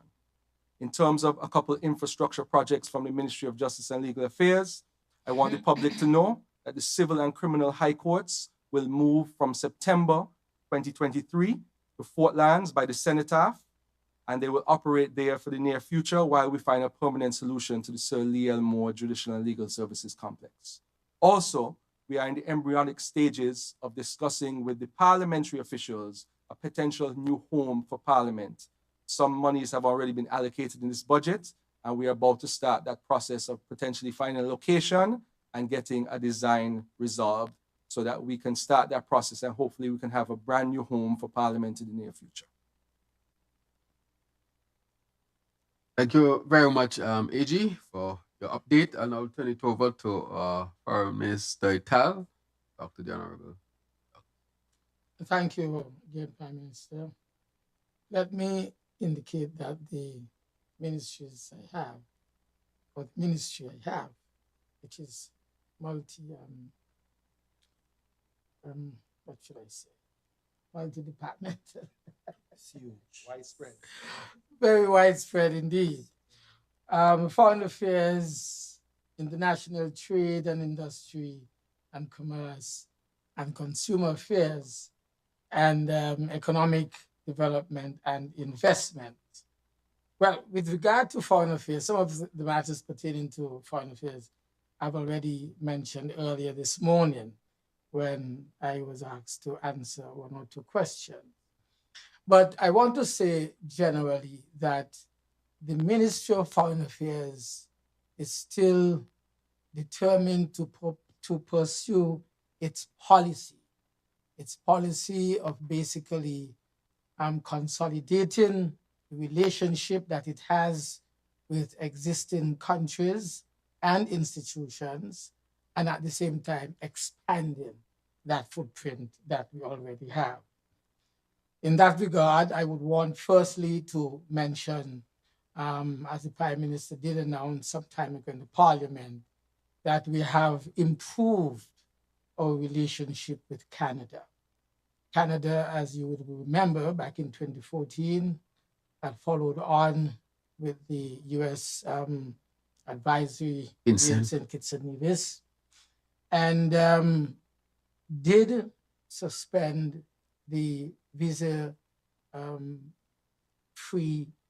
agreement and arrangement that we would have had for several years. That has now been reinstated. That is the visa waiver agreement that we've had in terms of our people with a St. Kitts-Nevis passport having to travel to the High Commission of Canada in Trinidad or in Barbados, wherever, it is located, no longer have to do so, in the sense that we can pursue our entry by electronic means, and thus the prohibition of not being able to travel unless you went there to get the stamp visit, that is no more. And that has happened together with a few other OECS countries. I just want to again use this opportunity to thank the Prime Minister and commend him for the efforts that he has pursued vigorously as the leader of our country. But permit me at the same time, Prime Minister, to mention commendations to a few others who had been engaged in this exercise. And in that regard, I want to specifically mention the High Commissioner of St. Kitts-Nevis to Canada, Ms. Truss, who had done tremendous follow-up work that was required of her on the part of the government in pursuing this very, very important task. In this same vein, I would want to commend the High Commissioner before her. The High Commissioner before her was Ambassador Shirley Skerritt, who had left the Brussels OECS embassy and had established the new High Commission of St. Kitts and Nevis in Ottawa. You would remember that the OECS countries, of which St. Kitts was part, had closed its High Commission in Ottawa. And we, especially having been affected in the way that we were in 2014, took a decision to reopen and reestablish on our own the High Commission in Ottawa. This was pursued. Shirley Skerritt was the first, and we want to commend her. But there were also two foreign ministers who would have served before me to lead up to this. I want to commend Patrice Nisbet, who was very vigorous in getting that High Commission reopened so that the relationship with Canada could have been rebuilt, and successfully so, as it has, to lead to the removal of the restriction with regard to the waiver agreement. I want to also thank Foreign Minister Mark Brantley, who followed Nisbet when he was in the previous administration before ours, who pursued this particular matter. So this is a matter, I believe, that demonstrates a building and consolidation of the good relationship with Canada. And I want to commend Prime Minister Drew for taking us into that final stage of this matter. In this regard, I also want to say that St. Kitts and Nevis continues to participate actively with Canada. In fact, recently, when we went to Washington for the General Assembly of the OAS just a few weeks ago, Canada used the opportunity to engage all of the foreign ministers attending the General Assembly of the OAS. And again, we were able to develop, establish, and approve a roadmap that we will follow with Canada to build our relationship, and in particular, to lend continued support to the issue of Haiti. Don't forget that. Haiti is still one of those states within CARICOM that has been left out in terms of what is happening in that country with regard to law and order and poverty and people's basic livelihoods. Canada is leading very strongly on this matter. And where we are on this is that we want to hold new elections to replace the existing situation where we have an interim government. But unless there is appropriate law and order established in Haiti, we would not be able to do so. So what is being engaged? Canada at the moment, together with Jamaica and so forth, are engaged in training personnel so that the police would be able to take control again of Haiti from the vicious gangs that are there, and thus may be contributing to the prevention of Haitians taking the boats across the seas and arriving in countries like ours and others in the Caribbean where there would be difficulties in having them properly looked after. So I want to emphasize that. Of course, generally we have said that we would want to progress St. Kitts-Nevis as a sustainable island state. That is what our foreign policy is in fact working towards. Establishing, consolidating the relationship with countries and international organizations so that we would be able to receive the necessary support and the collaboration to achieve St. Kitts-Nevis as a sustainable island state. We've heard from Clark, Minister Clark and Minister Conwys a moment ago. You've heard Dr. Drew, Prime Minister, earlier. This is what the Ministry of Foreign Affairs intends to do. Work with institutions, work with government, so that whatever there is for us to attain or to receive, to attain this lofty position of becoming a sustainable island state, that's what foreign affairs is all about. So we improve relations, and we do so not only with Canada and the United States, but we do so in Europe as well. Remember, we did not have any diplomatic relationship at all with Ireland. Would you believe that? The Republic of Ireland, which is separate and apart from the United Kingdom, never had established diplomatic relations with us. We've now done that. A few weeks ago, we were able, after pursuing it, we were able to have Ireland and us sign the necessary papers, letters, so that we are now diplomatically related to each other. We are now waiting, of course, the Cabinet, Prime Minister will decide when we would either have an embassy established there in Ireland or whether we would have a non-resident ambassador and we would have a consulate established in Ireland. Why is Ireland important at this time? England has been, the UK has been, as you know, our lead partner in Europe. The UK is no longer a member of the European Union, although we have established very, very good relationship, nevertheless, with the United Kingdom. We need someone to be at the table at the EU to speak on our behalf, especially when there have been threats in the past of the EU reviewing our visa status with regard to traveling into Europe. So Ireland has become a very important partner and will be requested to lend the necessary support that is required of us or for us in order to consolidate our own relationship with European countries, especially in areas of interest for us here in our country. And then, of course, as I said, we want to make sure that we expand.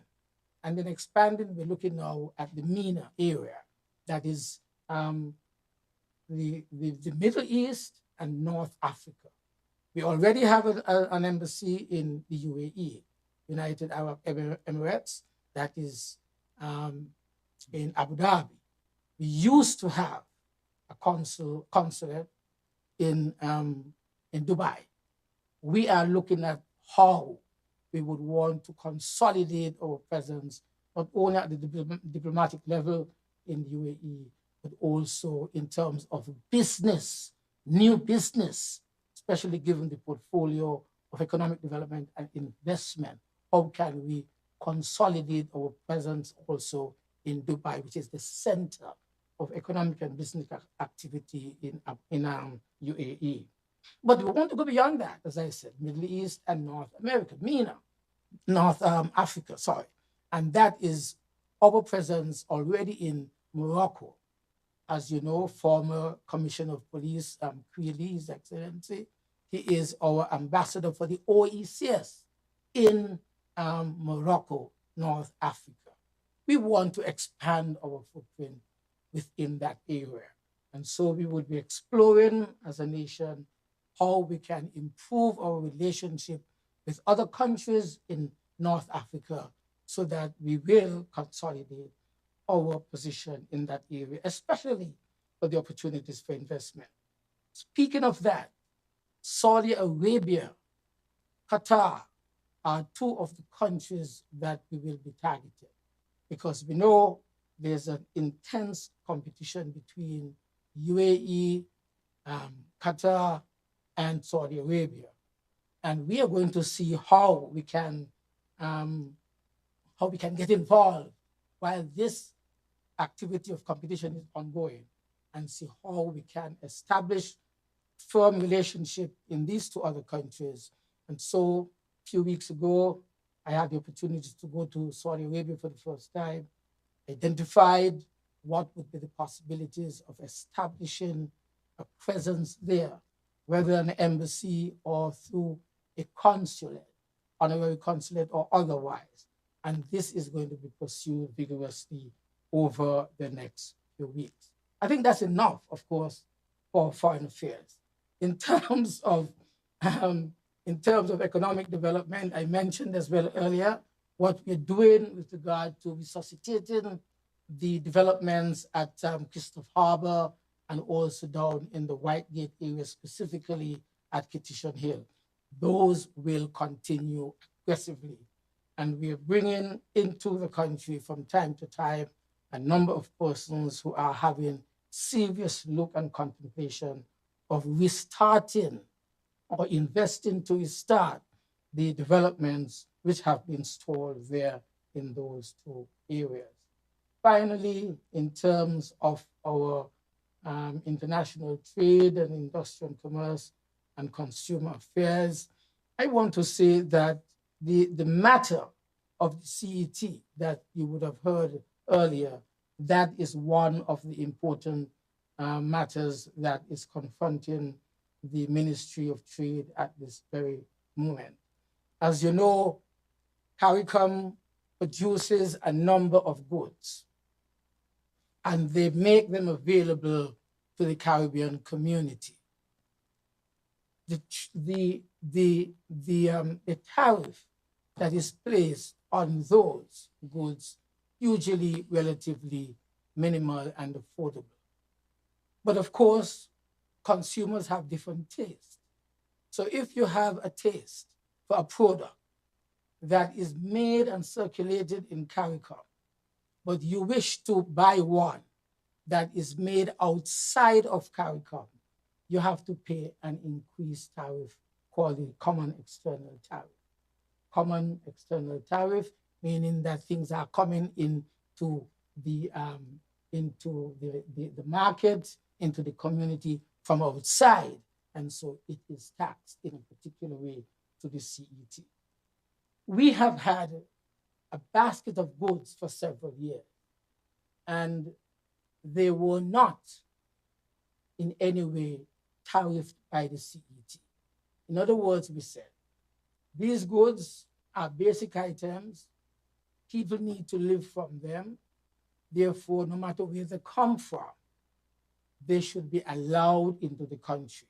And if they are coming from overseas outside of the CARICOM region, they should not be applied with the CET. There have been serious objections to that from Trinidad, Jamaica, Dominica, Belize, because they are now saying, well, we can produce enough for you to get. So why do you want to get from outside? But if your people's taste is such that they have to buy goods that come out from outside of the region, then you have to pay the CET. And so the Common External Tariff has now been agreed to be applied because we have been threatened to be taken to the Caribbean Court of Justice, where we can be charged millions of dollars. We experienced that a few years ago, 2 years ago, with sugar, where sugar is being produced by Belize. Belize is saying I could produce enough sugar for the whole community. So if St. Kitts-Nevis, you want to buy sugar from Guatemala, and Guatemala is not part of CARICOM, well, pay more money for it. Put on the tax so that if the people in your country buy it, at least it is taxable and they pay more money for it for us to get some return. Belize said that. And eventually we had to settle. We settled recently again with Dominica, with Jamaica, on issues of milk and one or two other items that are in the food basket. So we have taken as a government a position that we would allow the CET to be applied on baskets of goods, which are being produced in CARICOM and which CARICOM say is available on the market. You will find, therefore, that this would be only for a limited number of goods. It should not increase the cost of living for you, because for each item that the CET is applied, there is an alternative item that is produced in CARICOM. So if you want really to get the goods that are being produced by brand from outside, then you may have to pay what it used to cost plus the CET. I just wanted to explain that so that our people will understand exactly what is happening. I want to end by thanking those who have been very patient for the establishment of the Ministry of Economic Development and Investment. As you know, this is a ministry that's been created out of several. We are now coming together. We don't have a place of existence as yet. We are getting our headquarters or our offices ready. I want to thank the staff so far for their patience, and to thank the staff in the other ministries, permanent secretaries, directors, heads of departments, and support staff for your tremendous work. Thank you. Thank you very much.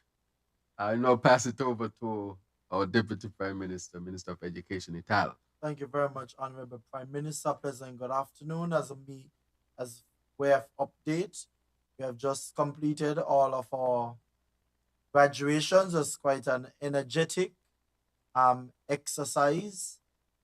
I'm happy to report that maybe this is one of the very first summers in a long time that constructions or renovations have started in a number of our schools, and there are 5 approved CDMA projects that we are waiting the funding for them to start during the summer vacation. So we are doing some work at our schools, painting, changing windows, upgrading our bathrooms, etc. The pre-service training for our prospective teachers, that was just concluded, and the energy of our perspectives seems very high, and I'm looking forward to the final results of the pool that we will have. Scholarships continue to be available in Taiwan, Cuba, and Morocco. I must say that we had an increase in scholarships for Cuba specifically, and we are also building relationships with new universities who are coming on board, wanting to partner with CFBC. Most recently, we had interest of Southern University, but at the appropriate time, really share more detailed information. In the Ministry of Education, we are continuing to explore the bachelor's degree program specifically for our trained teachers. Quite a number of them, they want to pursue their bachelor's degree but prefer not to travel. And we have been in consultation with 2 specific universities who are working out something for that cohort of students. The AVEC CDB project, that is 6 classrooms building, it's completed, and I'm happy to hear that the handing over ceremony will be sometime very soon, might be next week. I'm also happy to report that one of those classrooms in that new building would be outfitted as our smart classroom. that will give our students the opportunity to be connected with any one of the universities that we would be partnering, so there wouldn't be a need for them to be traveling. The Basia High School, the tendering process was completed, and in a few weeks, the winner of the bid, the winner of the tender would be announced. And I'm also happy to report that as we forge ahead with the new Basia High School, our local professionals, they have been involved in the process thus far. There have been consultations with the school leadership as to exactly what they would like to see in their new school, also the design as well. And in quick time, another special announcement would be made. In early childhood, we have been outfitting our centers with the necessary teaching assistants that are needed, but more specifically, there was a gap with our resource teachers, and we were able to fill that, and we are providing traveling allowance to that. One of the problems or concerns that we have in early childhood is that the providers, especially in the nursery, they are given a vacation just once per year, that is in December, and there is a little bit of a burnt out. And I'm happy to report, although I'm waiting for the final report, that this year we are going to make a change in that, and those nursery providers will be given some relief in terms of extra vacation plus the December vacation. And Spanish will be taught from September in our preschools and our kindergartens and also our primary school. And the aim is to have some of our primary schools, specifically the Irish Town Primary School that has already been declared as our primary school of linguistics, where Spanish, French, and we are exploring the possibility, once all goes well with the teacher, for Mandarin. There's some new initiatives that we're looking forward to. Financial literacy and customer service will be offered as a certificate in our high schools. We are introducing the YOTC. This is our Youth Organization Training Co-op, something similar to the ROTC in the US, where we are going to be channeling our students in some particular career path. So once they choose to be a part of this, they are going to be exposed to be working on the ambulance in terms of the EMT, police, soldier, Coast Guard, fire. And of course, you heard it from the Prime Minister, we are going to be reintroducing some of our disciplines through our clubs back in our schools. Scouts will definitely be on board. I am the Deputy Scout Commissioner, so I have a bias to that.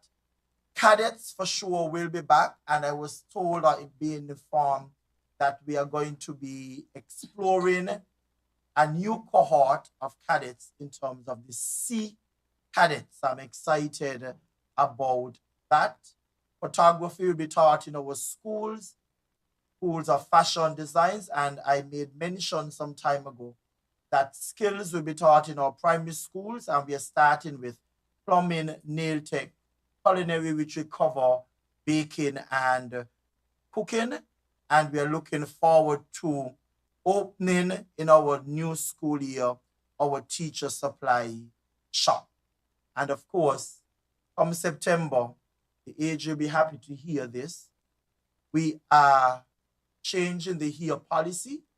I am awaiting the final report of the task force that was put in place to bring that together. But no longer would we be getting any potential letters for suing for a kindergarten boy wanting to being told that he has to cut his hair to attend school.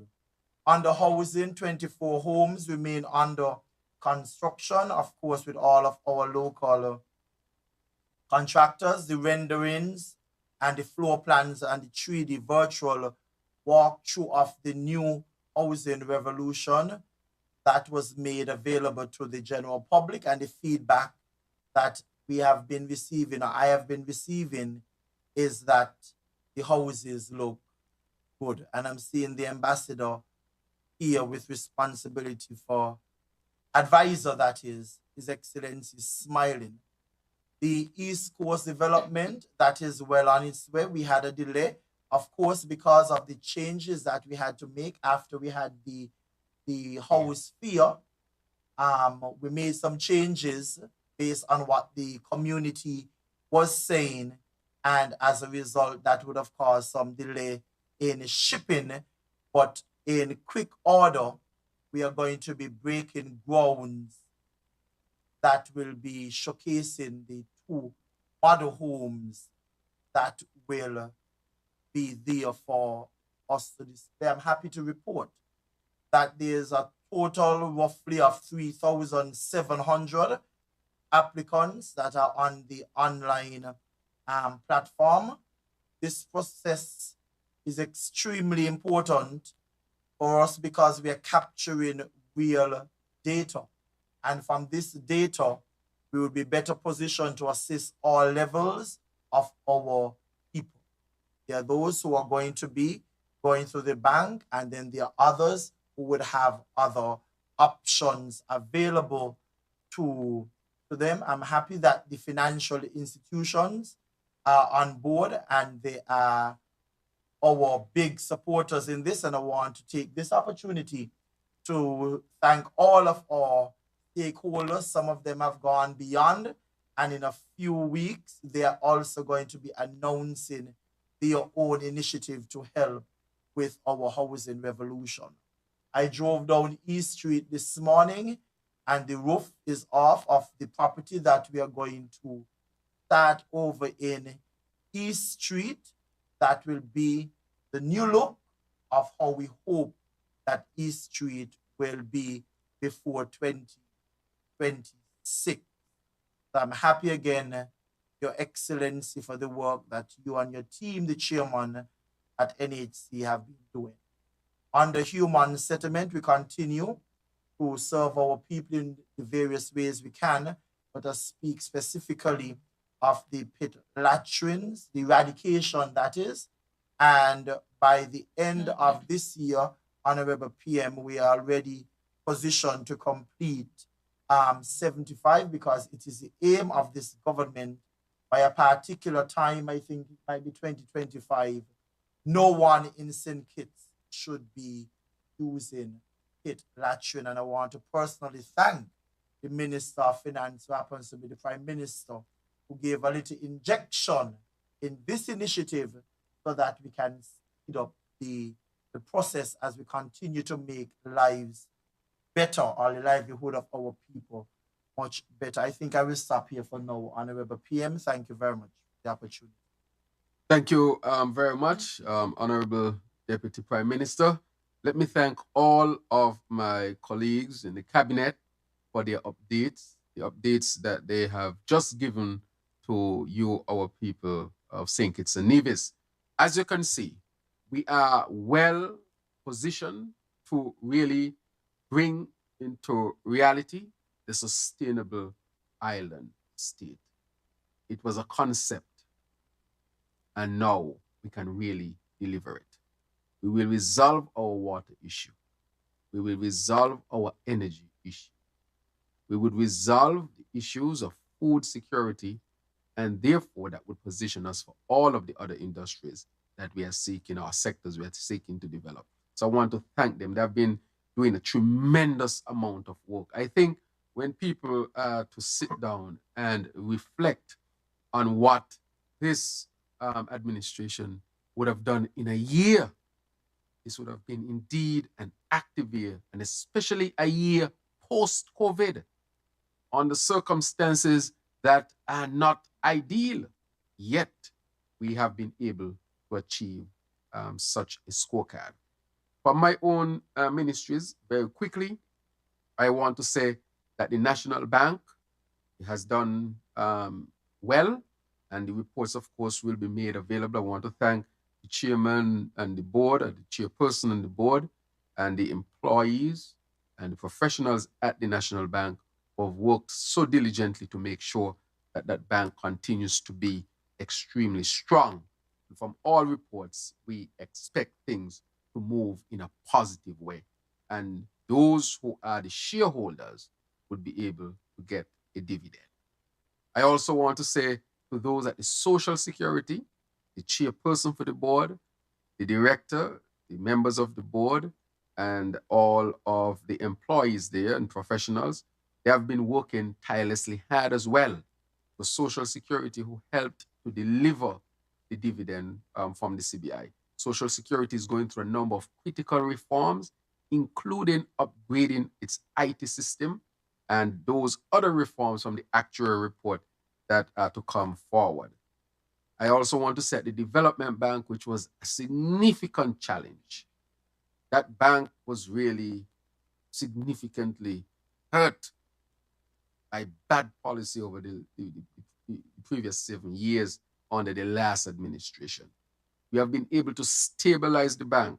The bank is now able to meet a lot of its obligations and have increased its payment to the Social Security up to $250,000 per month. As you know, the bank was not keeping up with its obligations.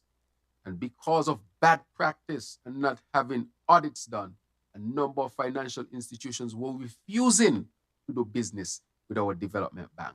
But we are back on track, and we are going to stabilize and strengthen that bank, for it's important for our national development. Of course, we have the 5% student loan, we have the small business loan, and so the bank is contributing to development as I speak. I want to say that we are now going to start in earnest the twice a month payment, salary payment, twice a month. And so it has started this month. So those of you who are paid, you might want to check your account and see that you that you have received your first, the first part of your payment this month. That, of course, is in keeping with best practice around the world. We are a bit behind, but this government administration, which is a progressive administration, it has now implemented it twice per month. So what that does, better budgeting, it helps you to pay down your loans much quicker because there will be more frequent payment. And so St. Kitts and Nevis is now among others who are paying salaries twice per month. So check your accounts so that you can be up to date with that. Commitment made, commitment kept. I want to also say that I'm very, very proud to report that in collaboration with the Republic of China, Taiwan, that we are moving to get our new smart hospital. And I want to, as a significant achievement that will benefit all of our people. I've already spoken on the national security end as well. But to say, and I want to report this, that economically, we have stabilized things significantly as we continue to recover. I want to say that we have stabilized things significantly. And so St. Kitts and Nevis, we continue to work to make sure that we are among the best, of course. And finally, I say to all of our people that you have to be a part, we encourage you to be a part of nation building. Any matter that we are dealing with as a country, we ask for your input, whether it be national security, the water issue, energy issue, education, health, whatever it may be, that you become an active part of it. We are on a path to achieve the sustainable island state. We can really do it. What does that mean? Cheaper energy, lower electricity costs. It means water 24/7. It means a nice hospital with upgraded services. It means better roads. It means more local, wholesome foods. These are some of the things that a sustainable island state means. It means better living. That is what we are really pushing towards. And to say to all who are listening, St. Kitts-Nevis is well on its way. Thank you very much to our citizens who have tuned in and choose to spend their time with us. Good day. God bless all of you.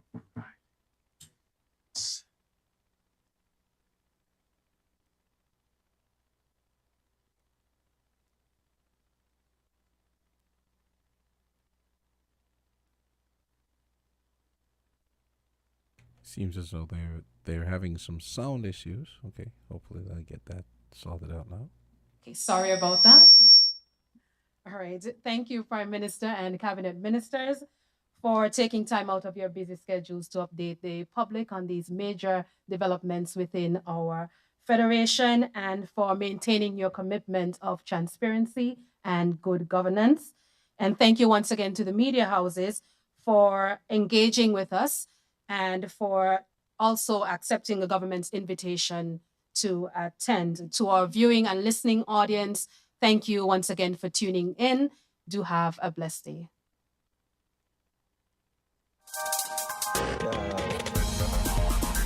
We're different. We're 98.9. 98.9. Win FM.